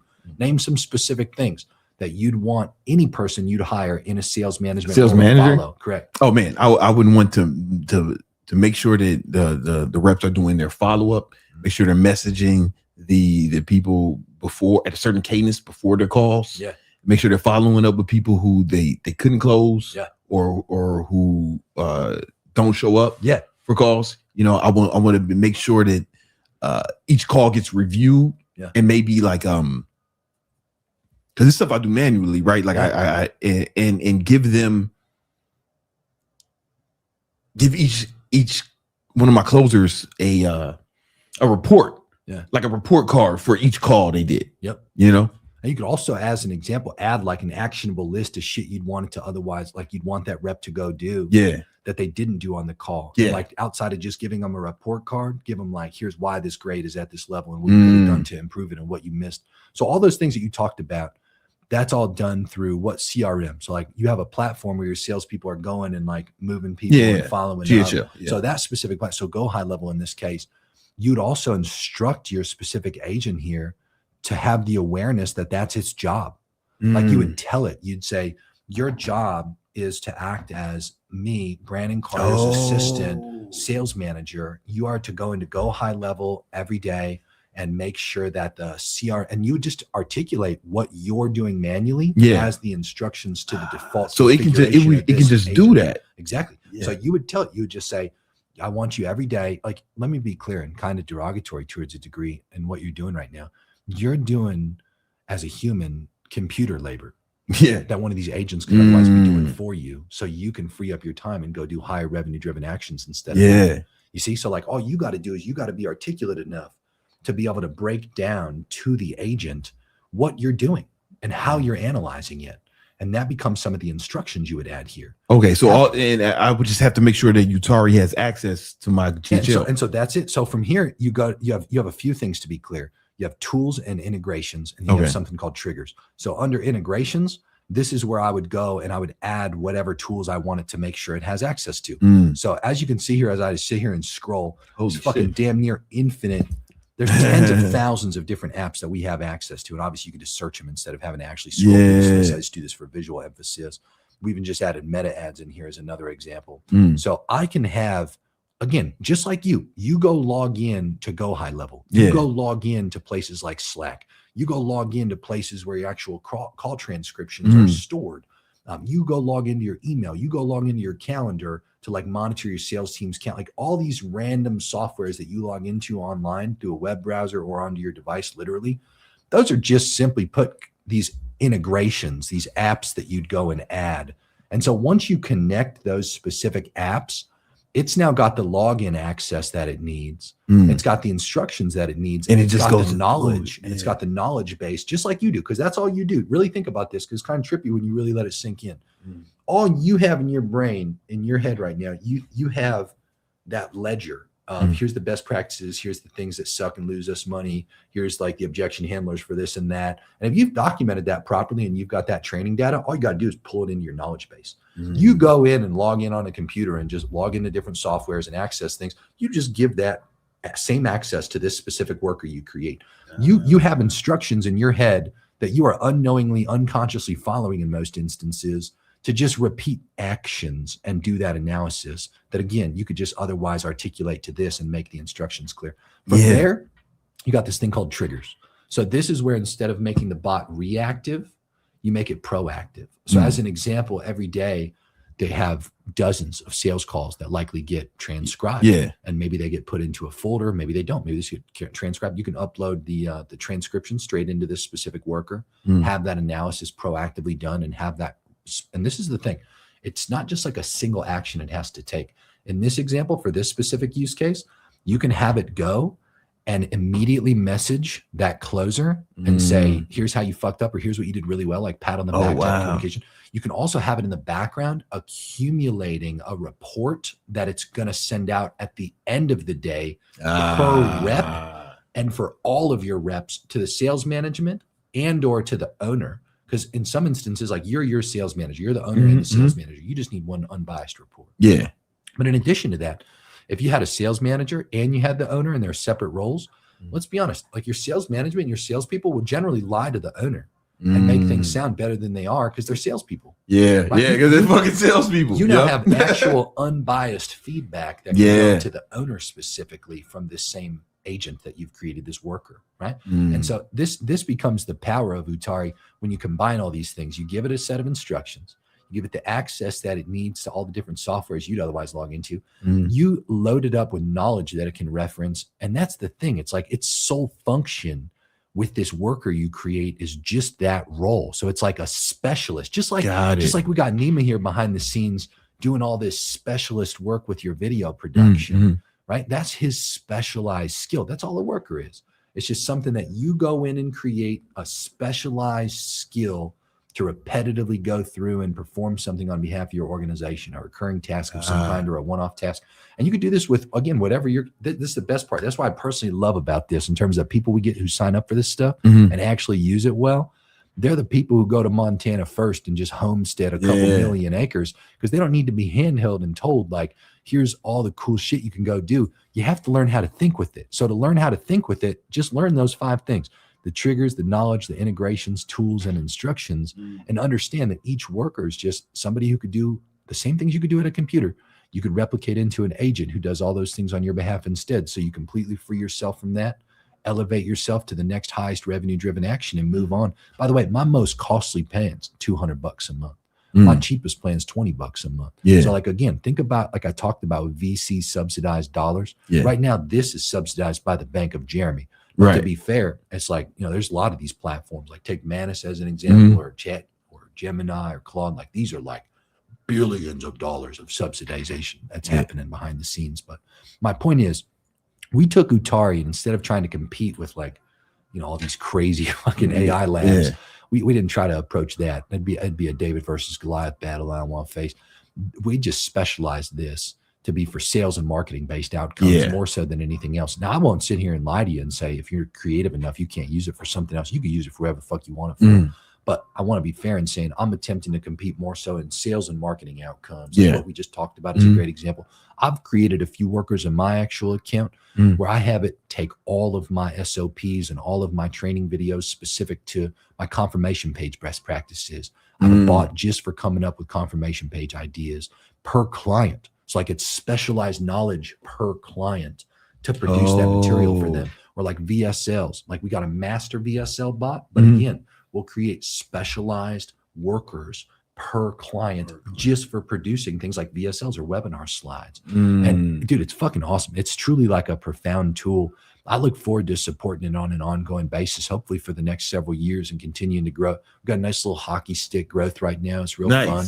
And I'm having a ball with that. More importantly, like I abuse the fuck out of this thing myself all the time. I love it a lot. Yeah. But yeah, again, I created it out of just rage that fucking Manus pulled the agent. Because you were like a power Manus user. I loved agent mode in Manus. That's what and I won't sit here in any way, shape, or form and gaslight people or lie otherwise. I use Manus here and there. It's still a very cool tool. And again, like Utari for me has very specialized use cases for sales and marketing outcomes. Each tool kind of has its own little thing right now that's got going for it that makes it like slightly better than others. Like as an example, in Utari, we have an image ad bot that we've created. It's just our image ad worker because we're hooked up to Nano Banana 2. Right. We've got VO 3.2 as well. That's the current while we sit here and film this video generation AI model from Google. It's like we connect to all these random tools. So that also mitigates me having to go and use some other random ass tools out there that exist just to get access to like Nano Banana or just to get access to some video production thing. So that's the other thing I love about it. Whereas some of these other big tools, like they don't have access to that or they just have inferior model. But again, like just another example, we go and use a platform called Higgsfield AI for random images or random videos because that has its own specialized model that they don't open up with the ability to integrate to other platforms like ours.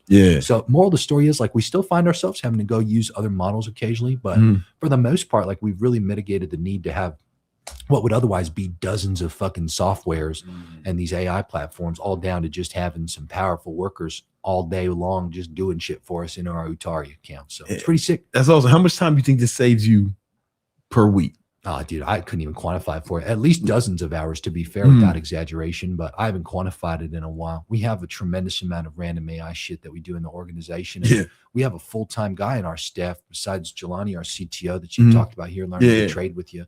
Our CTO who smashes fucking tons of work on this thing all day, and our little dev fleet to help support this project. We have full-time guys that just do other shit in our business related to AI. So you have kind of spread out, you know. First of all, I want to talk to you about more AI shit that you're doing, but how can they get Utari? How can they find it? Just go to the website. Go to utari.ai. So it's utari.ai. There's a free plan. There's a $20 a month plan. There's like limitations to each plan. So like the free plan, you don't unlock all the shit. Like $20 a month. You can still get workers. You still get like you can still do shit. Like you can like functionally try it out, but like again, like just do a paid plan and you'll unlock the actual features and shit we just talked about and really get to spaz it. And then from there, it just comes down to token usage. As I talked about, this is a credit-based LLM. So the power of this is the fact that it's not optimizing around efficiency. It's optimizing around the most throughput outcome and output it could produce for you. It is not attempting to do what Chat or Claude does and provide you like a surface level efficient for it thing. It's trying to do its absolute best and most thorough work for you when you use this. So keep that in mind. Let me ask you a question. You alluded to it, but I wasn't sure if I heard you right. But did you say that some of your SOPs and stuff are in here? So we've trained this specific tool with all kinds of specialized knowledge from me behind the scenes to help sales and marketing based. You need to, I think like that. I didn't see that in your video about it.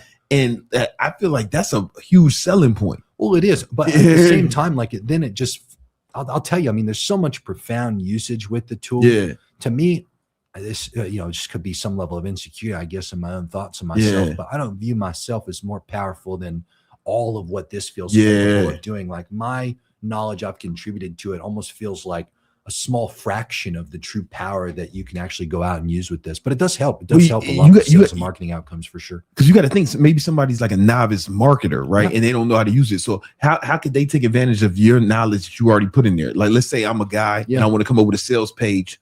What's native in here that would help me if I don't even know sales? Like, because me, I can upload my sales calls and my trainings, but what can the regular guy do?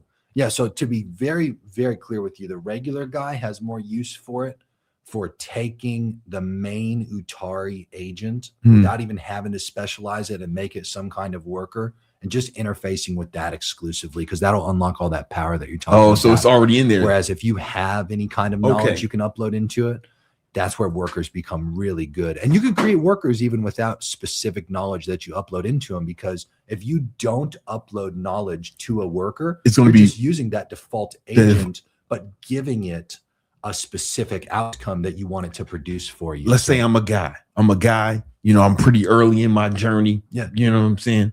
And I download, I buy Utari. And I was like, yo, man, here's my I want, write me a VSL. is it going to use knowledge from Jeremy's brain to help write it? Yo, man, we should have led with that. Pretty sick. You know what I'm saying? We should have led with that shit. I mean, it's cool, but again, like there's so many use cases for it. It's profound all of what it can do and what it does. Because I mean, you can go into chat or something else and say, "Hey, man, write me a fucking sales page based off Hermosi's teaching or Jeremy Haynes' teaching," right? But it's going to go around guessing. Yeah, that's right. It's pulling surface level. It's going to pull the things that we uploaded to Utari, to be clear, are things that would not otherwise be accessible for an AI model. Like the real shit. Quick, like SOPs, training material that's behind paywalls, like that. Oh man, listen, that's really good. Yo, that's I feel. But again, you got to be capable enough. That's the most important thing to point out. Like, you have to be capable enough to go in there and actually exploit it for random use cases like this, because we won't hold your dick while you're pissed. That's very important. You got to be capable of doing that part on your own. You know what I mean?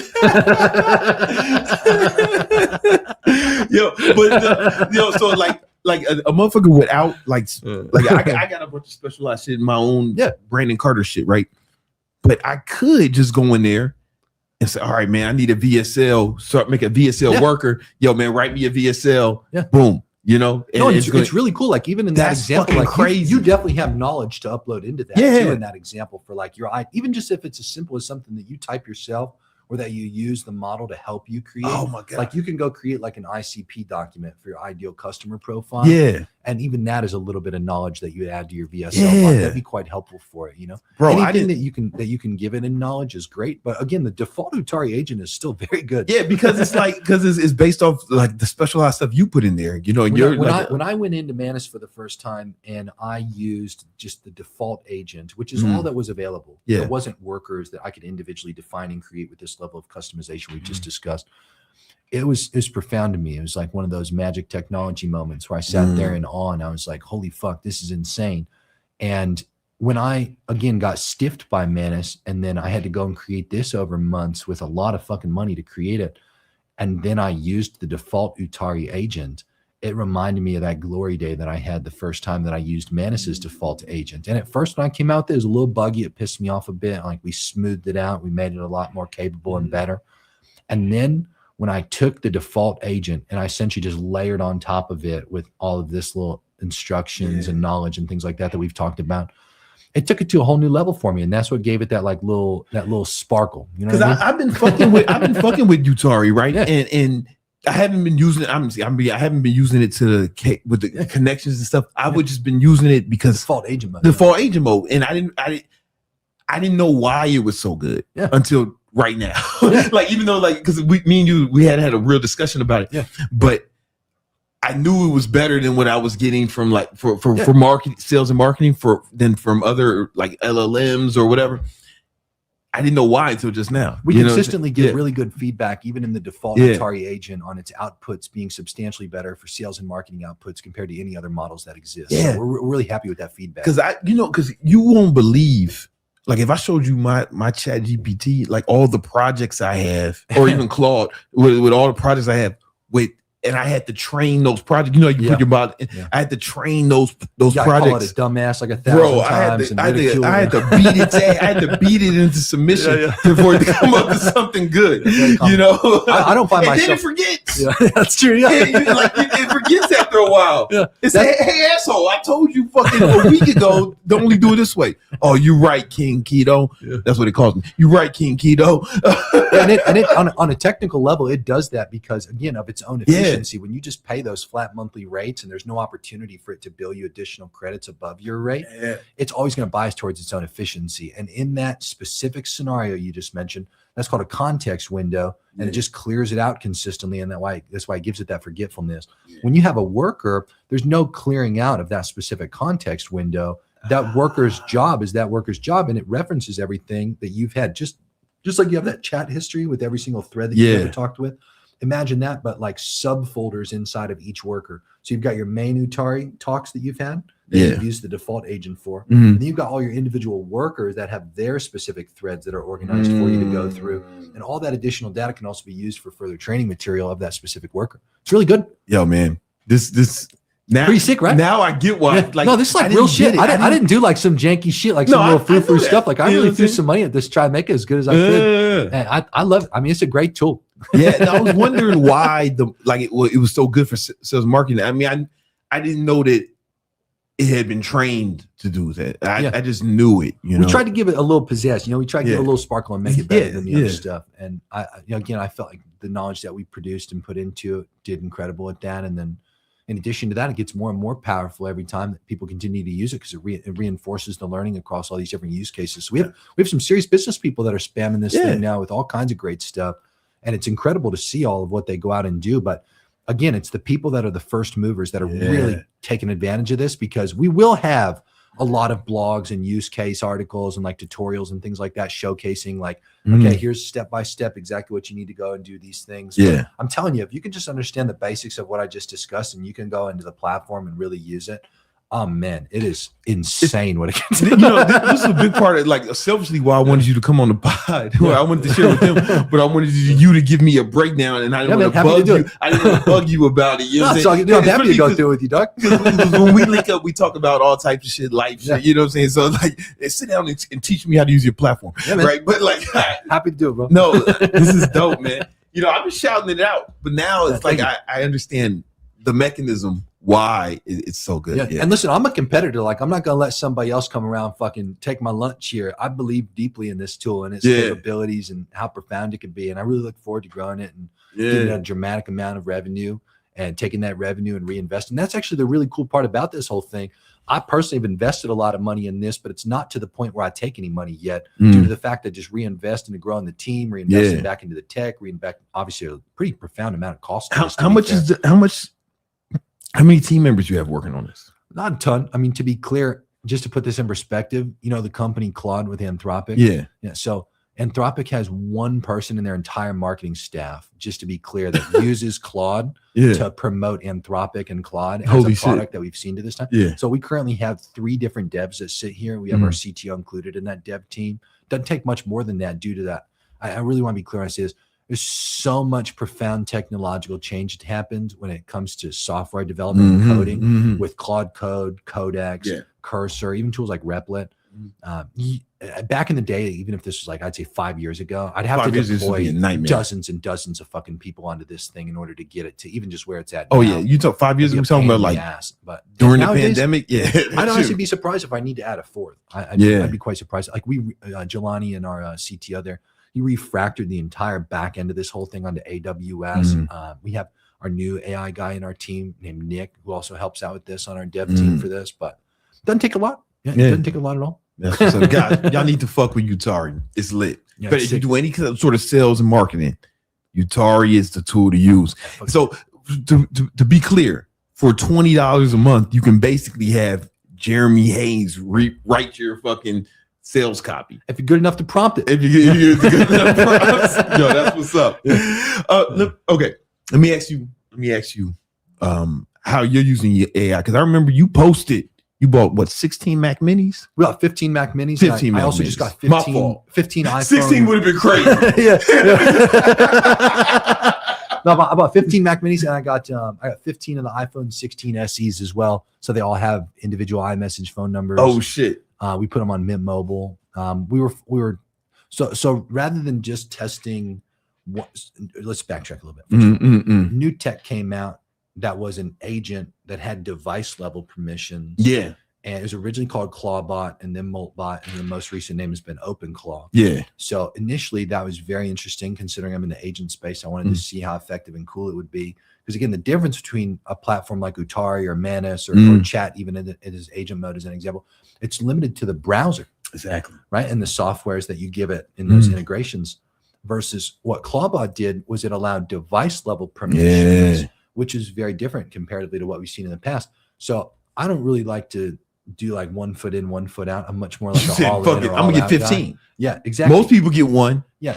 Well, that's the benefit of having some money. I can take bigger risks. Yeah. Because that's the thing. At my level, I'm not the person in the trenches at this point setting up the open right. I don't have to go through and configure all 15. So in comparison, I'm the money. Okay. Yeah. So I looked at that and I said, this seems really interesting and it seems worth testing out. Yeah. So about 15 Mac Minis.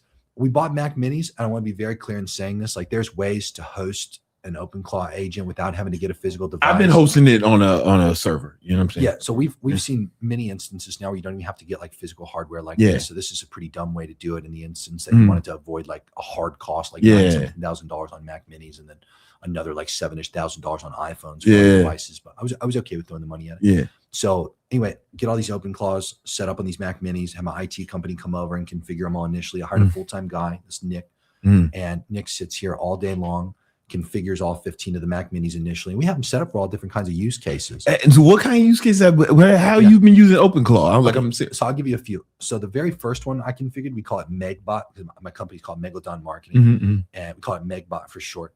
And the sole purpose of Meg was to give me one interface to all the other 14 of them that I'm about to discuss in the fleet itself. Okay. So this is essentially an executive assistant for me. We started off, are you familiar with what's called a LoRa file? Do you know what a LoRa file No, is? tell me. So a LoRa file is essentially almost like a zip file for training data for an AI of any kind, model. The first thing that we did on a very serious PC was just create a lot of training material turned into these LoRa files that we can then turn around and feed into my specific Meg agent. And all of that did was give it access to every training video I've ever shot, every message I've ever sent, like every SOP, like just again, all my material. And so I could understand my voice and me. We then give it access to all our community chats and everywhere that people have ever communicated with us to, again, give it more and more data to simply train and like understand as a true executive assistant what actually goes on in our organization. I then spent about 2 hours. This is the most time I've actually spent with it in a row, going back and forth with it, doing a deep dive on goals, outcomes, simply put, where I'm at in life and business and like the things I wanted to go and accomplish next and do. That way it's aligned with me and understands my specific outcomes. Okay. So initially that's all I did with it was just configure it for that outcome. Okay. From there, we set up the rest of the fleet. So the second one we specifically set up paired with my marketing helper is what we call this guy. His name's Jay. So Jay, my marketing helper, then gets assigned one of these OpenClaw agents. And this one specifically was the marketing helper. So we gave it the same functionality and access that we just talked about in Utari through API key access. So this agent, this OpenClaw agent, has access to Utari to go and essentially, instead of creating sub agents on the Mac Mini, it goes and creates Utari workers instead to do a lot of these functions I'm about to describe. So it creates image ads, it can create video ads, it can, in addition to that, create full-blown landing pages. Obviously, you can write copy, it can write email sequences, it can write text-based sequences. It can connect to different softwares and tools that we frequently use for things like client webinars. Some of those tools are platforms like Roseanne that we use for text messaging for Zoom webinars. All the email sequences and customer support that it would otherwise need to be trained on to go and help with that kind of stuff on Jay's behalf instead of him having to do it. Jay got an OpenClaw. That's correct. Yep. So each one of my key staff we have with one of these OpenClaw agents to kind of treat it like it's like as though I just got all of my staff assistants, all my key staff, like my head of sales, Leo, he got another one of them. And Leo's is actually really good. So Leo's my head of sales. Again, created a LoRa file specifically for Leo's agent. And that was awesome. We took every single sales conversation that we've ever had, call recording data, messaging data on all platforms like Telegram, iMessage, social platforms, etc. Again, turned that into a LoRa file, gave that to that specific agent for efficient training. And this, we then gave access, again, just like an Utari agent, to all the different softwares that we would need it to have access to. CRMs, in this case, we use HubSpot for our sales CRM. And then email access, calendar access. And we also, keep in mind, like I talked about at the beginning of this, we bought iPhones for each one of them. So we could give each one of these agents that I'm describing an iPhone, like real phone number. A real phone number. Text from iMessage to people. So this is actually really cool too. We can have that agent specifically for the head of sales OpenClaw instance message leads on Leo's behalf from an iPhone. From an iPhone. Correct. And we also have access. We also gave it access to like its own Gmail on our company account. But we are very sensitive with security on these things. These things are honestly audaciously bad with the security vulnerabilities that we currently have and experience. So that's another reason that we have, like, that was a big part between our IT company and Nick. And it's not even just a one and done thing. It's like on a very consistent basis. They go and they attempt to just flaw it and attack and find vulnerabilities in it, but they do a tremendous job on security as it relates, like keeping these things protected. That's important. But we also don't give them anything that could otherwise create some kind of serious security vulnerability for us. We have all kinds of like little fail safes that would otherwise, like a kill switch essentially on some of these devices, or even like network access to these devices. They're all hooked up on a specific switch that has A switch meaning like a Wi-Fi device that would enable them to have access to the internet. That has So you can just shut them off if you need to. Correct, yeah. And we could do that remote or whether we're in person or not. But long story short, right?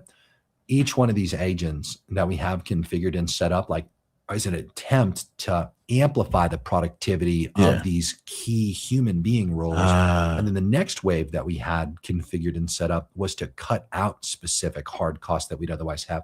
So I'll give you a very specific one. CSMs, I believe, are one of the most inefficient positions for a human being to be hired for.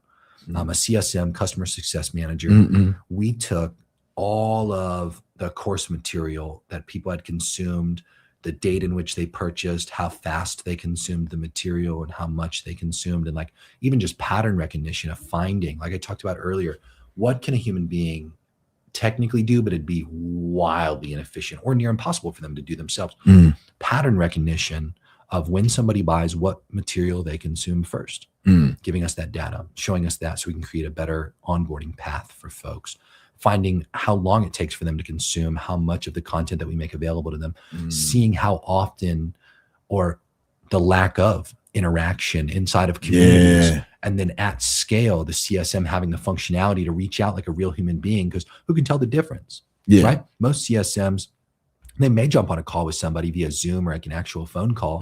But here's the thing, if it's an actual phone call, we have tech with 11 labs that has the capacity to allow our agents to talk to people on the phones and they have real phone numbers. So you wait a minute, hold on. So your open call clause can call people and have conversations because of that's correct, yeah. And that's the other really cool thing that we've seen about OpenClaw that's interesting as a test as an agent is its functionality to improve itself when it's doing something dumb is awesome. Like if you run across some kind of issue or it runs across some kind of issue or limitation that it's having in real time, if you've programmed it correctly, it can go out of its way to attempt to improve and iterate on itself to give it the functionality that it needs to be capable of something that it wasn't previously capable of doing. So we've given ours a little bit of money, like through virtual cards.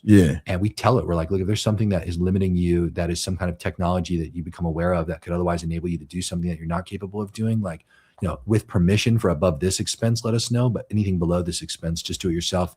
Had they been out here buying shit? Yeah, that's an example of how we got it to the point where so with my agent Meg specifically, we were having a problem with it. And I don't know at what specific point I was in the problem solution cycle with it, but I was just getting quite frustrated. And we were noticing that it had a limitation on one of its abilities. It chose to go and buy 11 labs and configure a voice to be capable of talking. It picked its own voice. It did all that. It sounded like very like slow and robotic and like kind of weird through whatever the fuck settings it configured and selected. But yeah, it figured out itself how to go buy an 11 labs membership and like configure itself and pair it with the phone. Like it did all of that shit behind the scenes over the course of what felt like a couple minutes. And then through the phone numbers, we were able to just pick it up and call it. It was pretty sick. One of my buddies, he's actually in Jeremy's inner circle. His name's Tom. We just did a whole weekly group call on this as an example of how powerful some of this tech has gotten to. He has a Facebook instant form through meta ads that he runs. He sells hyperbaric chambers. His average AOV is about 50K, average order value. So how much people are spending with him on average per transaction. And these hyperbaric chambers, people are filling out a Facebook lead form. They're then getting texted by an AI agent through SendBlue specifically as the platform in this case, which is a real fucking wonky, janky platform. Like I'm not a big fan of it. Ain't it? From there, once the agent is in communication with the lead that just filled out that instant form, it goes back and forth, and you can call it at any time, and it uses 11 labs as the voice technology, the same as what I just described with the OpenClaw instance. So you can call it, and it has pretty real-time interaction. There's a subtle delay to it through the 11 labs tech. I don't remember the specific tech that Tom originally used for it, but it wasn't 11 labs, and it had a lot faster, like no delayed response. But anyway, he'll be able to mitigate that through time. Point I'm trying to make, the intention of that conversation with that agent through text or through phone is to create a group chat with Tom as the owner when the person is ready to buy or like close to being ready to buy. And all Tom does is just do layup deals all day, and his agent does all the actual work. He doesn't have a single human. He doesn't have a single person in his actual sales team. That whole call, by the way, because I know you have access to this in the weekly group call. It's one of the most recent ones. Oh, and it's Tom presenting the whole time. And he goes through literally the whole tech setup and exactly how it works. And I even called the agent in real time and was texting with the agent in real time to showcase like how it worked and how effective it was. But the agent then creates a group chat, a 3-way group chat in iMessage with the lead and with Tom when the person's ready to go. And again, Tom just from there takes it like the last 10% of the deal to get it closed. And and obviously that bot is communicating with people 24/7. It's functionally capable of doing things like follow-up at whatever cadence Tom sets it to. Tom can give it new material. The bot is also functionally created to go and find like new research as it relates to hyperbaric chamber benefits and potentially pair existing research they already have database to the lead if they have like some kind of specific questions or sophisticated objections that the bot might not otherwise be capable of. It's also trained on compliance because as a med tech device, there's a lot of like claims and compliance they have to work around with that. It's capable of doing all of that, and it does. And it's fucking sweet. That's fucking amazing. I'm gonna watch that call. You should. You should for sure. So that's all in that specific case. That training's in the Jeremy's Inner Circle weekly call library. But there's a lot. And this is the thing with the 15 OpenClaw instances. Like I can go through all 15 and take a bit. But here's my point. Whether it be the marketing helper agent, the head of sales agent, the CSM agent, we have a pod of 3 of them. Where one of them's the manager, one of them creates the blogs and those how-to articles I was talking about with Utari through the Utari API, leveraging the Utari workers. And one of them leverages Higgs field and leverages 11 labs and leverages a few other pieces of tech to create short form content for our upcoming Utari social content for short form. It'll be like a AI UGC creator on the bottom and an Utari use case video at the top. It creates a 60 to 120 second video just going through use cases that are then in the blog or those in-app how-to tutorials that are on the Utari platform. And then the manager sits there and it approves and quality controls the short form content and or the blogs and in-app tutorials before they go out and relays it back feedback. So like these kind of things are more of the replace the human being roles.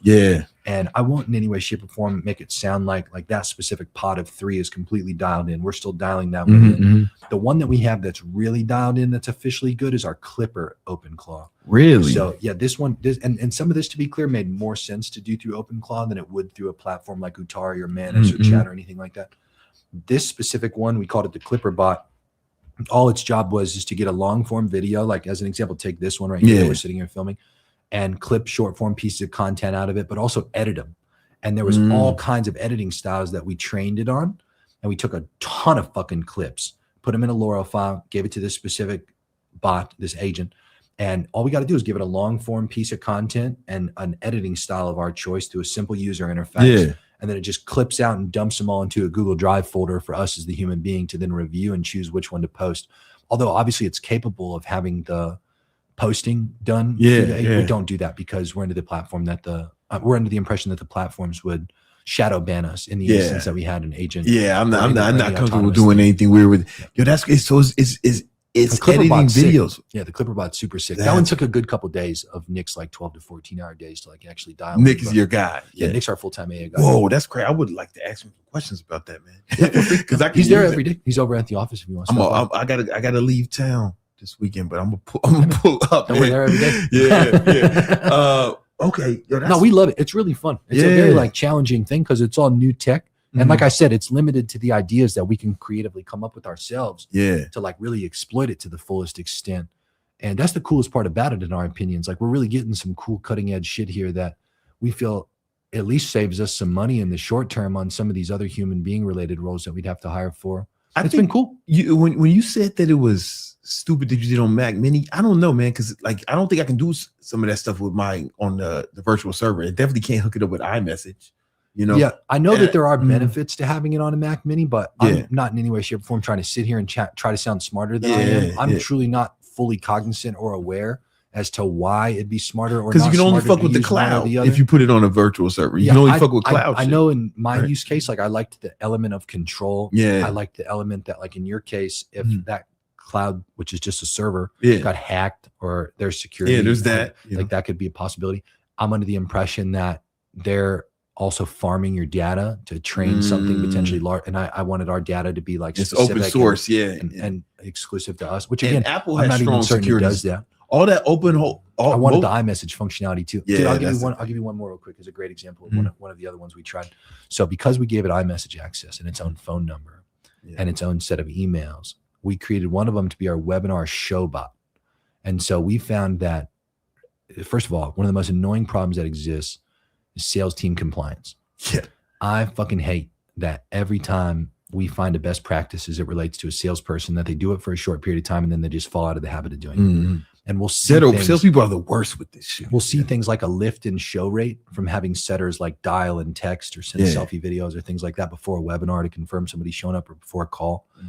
And comparatively with an agent that is trained specifically to do that and has access to iMessage and a phone number to text leads from, and with proper disclosures and disclaimers and compliance best practices followed, when a lead opts into a webinar, we have our webinar show rate bot actively reach out to that lead and start the conversation. And again, there's a lot of like compliance guardrails you have to follow with this, but I want to be really clear. We have, and by compliance, I mean like things like TCPA compliance to be rather direct, or like some new regulations in Texas as an example. Those kinds of things, messaging within the right hours, not spamming people past a certain point, following and, you know, like things like unsubscribe. And it's different than but it's sick. Well, it's also the compliance is different with iMessage than with SMS. We don't try to like I know too gray area on that, but like you are right, we try to be like I get not even in the gray area. You try to stay in the white area of that. But point I'm trying to make is very simple. We on a consistent basis just try to get creative with problems we see that are limited by humans that we think an agent can do better, and we try to find from there the tech that would pair well to overcome that specific problem we're experiencing. And just fuck around and burn like a little bit of money and, you know, try to see if it works. Especially with salespeople. We've burned through a few of them that suck. And then we've had a few of them that have been really good so far and that we really like. So that's been good. It's about, I'm going to make up a number here, probably say 50-50 hit rate. Like for 50% of the time, it's like real fucking good. And then the other 50% of the time we try something creatively, it just ends up shit in the bed and like not being something good. But I'll tell you, 50-50 playing out pretty well so far in terms of replacing pretty significant payroll costs in the tens of thousands now, and just pocketing that money for a low few $1,000s in token usage when we absolutely spam the hell out of it. But you running Claude? Oh, we use on most of them. We use Claude and the Opus model currently while I'm seeing in film. This is a few that we use. I believe it's called Haiku, if I'm not mistaken. Okay. There's some other ones that we use some of those Chinese models on, something that we don't really need as much, or we just want to keep the data localized in comparison to giving the other models the ability to train on it. Oh, so you got to put local models that he's running. A lot of the Chinese models are local models. Got it. Again, I'm not going to make it sound like myself or my AI guy is smarter than potentially the people in some Chinese AI lab that claim it's a locally run and hosted thing when it does have access to the internet. But who fucking knows? I mean, it's chalked up to be local for those ones when we use it for that use case. Yo, that's what's up, man. That's what I like. You know, listen, we running out of time. Let's run through these super chats real quick. Yeah, what you got? And run through them, man. Let's see if Jeremy has any. If any of these questions are for Jeremy, let's run through them. My man got a wife to go home to, man. True that. First question is from Mr. Out of Context. How would you come up if you were broke boy right now?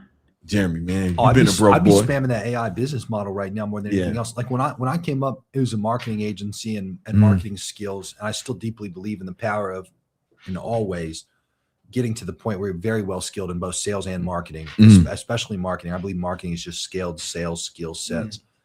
However, if you get really good with just looking at a business and figuring, well, what specifically can that business automate through AI or some of these things that we've talked about with how to think, that's an incredible business model right now, undoubtedly. And it gets your foot in the door with the opportunity to get close to revenue production. Once you can actually help a business make money, that's when you can charge a lot more money per client that you work with. And it doesn't take actual dollars to start. I mean, realistically, to get access to some of the tech, you need a couple $100. But I can't stress enough. The main thing that you got to do when you're down there is just use time and effort, because you got a lot of time and effort. You got time. Pitch the fuck out of businesses and get good at some of these things. There's a lot of information out there readily available to people to leverage some of this tech and apply it into a business to help a business make money. I'd focus on that more so than anything else. There's people who have business helping people set up like OpenClaw. Like if they want to like just really niche one down. of our Jeremy's Inner Circle members, when that shit first came out, he made $100K just helping people set it up. Really? Like 2 weeks, yeah. His name, Cam. Yeah. Cam, do I know Cam? I probably know if I say Cam England. I'm not sure. Smaller guy, British. Lived in Dubai. He's actually here in Miami right now. I think I know who you're talking about. I think I know who you're talking about. Yeah. Oh, I think He's a guy. He's in the Inner Circle. Yeah, he did. And he did 100K. He did 100K off just helping people set up OpenClaws. Yeah. Pretty sick, right? That's fucking awesome. That's a pretty simple thing to set up, by the way. You know, it is. Mm-hmm.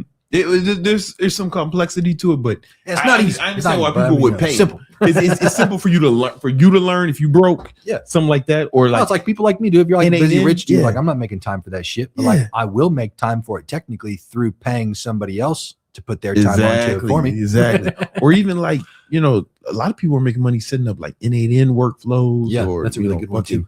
Make.com, setting up Lindy for motherfuckers. Yeah, like even what we just talked about with the Utari use case of essentially setting up a virtual sales manager for an organization. That's an incredible use case. Like that in itself right there is an entire service that you could set up for a company. And that's very valuable. For sure. Yeah, I mean, it's not like a light work thing. It's not like it takes like fucking 5 minutes to set up. Like you got to upload all that training data. You got to connect all the different softwares to it. You then got to give it the instructions. And like from there, you got to make the worker proactive instead of reactive with triggers. That's a good couple hours of worth of work plus learning it that a business might not just want to put in themselves. They're not going to do that shit. He's got other shit he needs to work on. That's exactly right. Yeah. All right, cool. Let's see. What else we got? We have plays that pay. What ads would you create for a sports picks IG brand if showing your face was an option? Lifestyle content. I have ads with insights on winning. CPR is 42 cents. I get follows, comments, but no sales. Yeah, he's been trying to run a fucking this guy. He's a frequent viewer, and he's been trying to grow his sports betting thing. He doesn't want to show his face, which I think is like gonna really hold him back, unless he really leans into it, like on some mystery man shit. You know what I'm saying? Yeah, I'm pretty sure that there's a guy. I don't know his actual name because I'm pretty sure he's anonymous. He's one of the Inner Circle members' friends. My friend I'm thinking of is named Dawson, and Dawson is friends with this guy. He goes by, I think, Top Pick or Top Picks or something like that on Instagram. And he's an anonymous guy. He's got a bunch of supercars. This guy's real legit in terms of like what it appears like he's doing. I mean, he's definitely getting some money. He's got some serious cars in his collection.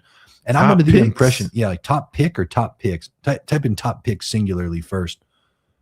But like P-I-C. This guy? P-I-C-K. Yeah, click that. No, that's not it. Yeah, that guy's showing his face. Yeah, anyway, long story short, there's somebody that's named that, like Top Pick. And that guy specifically is doing exactly what he just described. Like it's a faceless brand. The guy's just getting, so he has crazy fucking cars for whatever the fuck the guy's name is. Yeah. And I mean like Bugattis and like, serious Ferraris like the Competizione A12. You got to repeat successful actions is my point. Like when you have no idea what the fuck you're doing, like there's already people that figure that kind of stuff out in your exact niche. It's difficult when you're that's like the person who goes to Montana, the fifth or sixth person. It's like there's already people have been there, done that. A lot of them have obviously showed their face, but there's been a few of them like and I mean that guy specifically obviously just flexes the living shit out of his lifestyle. Yeah. And due to the fact that he flexes such significant results, that in turn pivots into, well, this guy obviously knows what he's talking about. Like, got to know something. Picks are doing something well, and then people obviously pay for the guy's picks as a result. So if you don't have a lot of lifestyle to flex, and you're more at like the bottom of the game financially, and you got to work your way up, and you don't have a lot of lifestyle stuff yet to flex. Obviously, you just got to flex picks that consistently win. Like you've got to be able to demonstrate, like, hey, here's the picks, and you can have AI UGC creators be the face if you wanted to, or you can do the mystery man angle. I would lean into that mystery shit, like when motherfuckers be on 60 Minutes, but they want to be anonymous. Like I would only appear like that. Or there was a motherfucker who used to do. Remember this motherfucker? He was on TikTok. He used to wear a mask that looked like it had chiclets on it. You know what I'm talking about? Yeah, actually, I do. Yeah. He wore a mask that looked like it had chiclets on it. Like Kanye mask. Yeah. I would like really lean into the anonymous shit and like because right now it just looks like with that. There's all kinds of shit you could do with that. Because I've seen his Instagram. It looks like he's scared to show his face. Or he just doesn't want to. The most important thing about this whole underlying thing you got to address is the fear. Like whenever you operate out of fear, you're not going to do well in life because you're operating from a place that holds you back natively. It's a concealing oriented behavior, which generally isn't a place where success originates from. You have to understand how to be able to take action in confidence in comparison to, and it's okay, you can take an action in confidence without having to show your face, to be clear. But what I'm trying to articulate to you is you have to overcome the fear side that would otherwise hold you back from just a successful mindset in general. You know, be very conscious of that. Yeah. Study people that are already doing it well. That's the moral of the story. That's the advice I would lean into it if I was him. And as far as what kind of ads, can you even do ads for gambling? I don't think so. Nah. I don't think you have the capacity to do any kind of ads for that. I know that technically you can run stuff that like is borderline gray area that doesn't appear like you're advertising. Like follower ads. He could probably do like some follow. You might be able to get away with some like boosting of content, like engagement campaigns or follower campaigns. But it would have to be like sizzle reels of him like doing that's what I mean. shit. Like you have to leverage lifestyle stuff. Which is a big part of what that Top Pick guy does. Yeah. I'm surprised he's running ads. He's able to run ads for gambling. Likely something that's very broad and ambiguous and like not very clear. Yeah, for sure. We have Fallen Wolf. I'm 21 and I'm at a job that has a 50% match on retirement up to 6% of my paycheck. Are retirement accounts a bunch of bullshit? Do you guys invest in one? If not, where are better places to invest in? You want to take that one? Now I want you to take it, man. Because to be clear, like that's great. If you're a regular person, there are a few things to do that typically help increase net worth and get you successful. Buying a house is very traditional advice. That's where a lot of, at least here in America, a lot of net worth is for people who are just regular folks. Traditional 401ks, IRAs, like those things can be great, especially if your organization that you're working with is willing to match you on that kind of stuff. I got nothing against those things. The whole point of like the path I've taken specifically, I still do a lot of investing into long-term things like the S&P 500 as an example. That's a very conservative bet with money that I can make. I believe in it and I do that, but I don't get the opportunity to do it due to the amount of cash that I put in it to use like traditional like that. Like I am in taxable accounts comparatively. So depending on what amount of money you're working with and what level you're at financially and what you want as an outcome in life, there's a great set of resources available on sec.gov from our government here in the United States. And there's also another one on investor.gov, and investor.gov has some great tools like the compound interest calculator that can show you like an annualized return and what that looks like for you with a certain amount of money invested up front, monthly, over whatever period of time. And you can start to see like what that amount of money turns into. There's all kinds of tools and resources and material they put on there. I would encourage you to lean towards that and study that. Yeah, no, I like it, man. You know what I'm saying? Like, that's investor.gov is great. Yeah, that's an incredible resource from the government. It's good. Yeah. We have Rating122. Based on your experience, what group of AI tools would you use to help learn a technical skill? And how can I make the clearest instructions for the AI? Oh, dude, Anthropic just came out with a bunch of free AI courses. If you want to learn AI, he wants to use AI to learn AI. Is that what he's hearing? Or does he want to use it? Go on Google right now and just really type in like Anthropic free courses. Their courses, They just tweeted and dropped that everywhere on all social platforms. I'm sure it's ranking in the search engines under some kind of news-based article. And they got free courses. Obviously, YouTube's an incredible free course. And you can take all those same things that you learn in there. I wouldn't be surprised if Anthropic gives you the ability to use Claude while you're actively learning about how to use Claude and all these different tools that they give you over at Anthropic. That's probably one of the best tools, honestly. Claude's awesome. Man. Yeah, Claude is dope. Gemini's really dope. Like Gemini has this they have a few different tools that you can use, but when you go on the Gemini, they have a gem, what they call their gem. It's like their custom GPTs. And there's one for learning from a YouTube video. So you can find somebody's like long form. These motherfuckers who make like 6-hour videos on Claude Code, right? Dump one of those, watch it, right? Dump one of those in there and it'll turn into a quiz or like training material. Or you can dump that shit into like Notebook LM, which is like one of my favorite things. And that creates those little audios and now there's videos, the audio, the videos, slide decks, quizzes, flashcards. Yeah, that thing's awesome. That's one of my favorite tools, and that's another Google shit. Yeah, don't sleep on Google. Yo, man, if I had to bet on anyone, it would be them because they don't have to make revenue off of this. Yeah, we're like Claude. They got to figure out they lose money on their subscriptions, right? Because you say it's subsidized. Yeah, subsidized. We're like Google. They don't even need to make money off it because it's gonna be interesting to see how it all plays out. Yeah. All right. And then we have DJ Rio Leonardo with $10 for Thought Repellent. Hey man, thank you, Hell yeah. DJ Leonardo. Yo, He must need that. yeah, man, appreciate man. He got it on him. Yeah, man, he's trying to make sure, man. He's about Yeah, to but you ain't start. gonna have them on you now, dog. Good investment. Yo, guys, make sure y'all start fucking with Utari, man. I'm telling you, if you do anything in sales and marketing, it's the best tool for the job. Like honestly, the best tool. It got Jeremy's brain in there. All right, Thanks, so man. you know it's lit. All right, so start fucking with it. Holla at my Let man me know how you Jeremy. guys use it too, man. Yeah. Send me a DM on Instagram if you guys got anything. I can add you into the support chat. If you guys got any issues, there's a little support bubble in the bottom right at all times. Make sure you guys spam that. We Yeah, got our top devs in there. It's not like random fucking people that are manning our customer supports. We can help you figure everything out, man. Yeah. Good tool. hit Jeremy on Instagram. It's just Jeremy. That's all it is, just Jeremy. Hell yeah. Yeah, it's lit, yeah. And yo, check out his YouTube. His YouTube is really fucking dope, man. I was supposed to Hell be yeah. in the. I had to do something that day. You did the 10 business people. Oh yeah, the I wanted one to be in business, that one one, yeah. business coach versus 10 business I owners. wanted to be That one was of a them. baller video, man. That No, was good. it was a dope video. Yeah, You know what I'm fun. saying? I was like, I was upset that I couldn't be a part of it, but I had a training I do that day. Thanks, But yeah, man. anyway, yo, fuck with him on YouTube too. It's blowing up. It's going crazy. All right. Thanks, man. All right, y'all. Appreciate Peace. you guys having me on.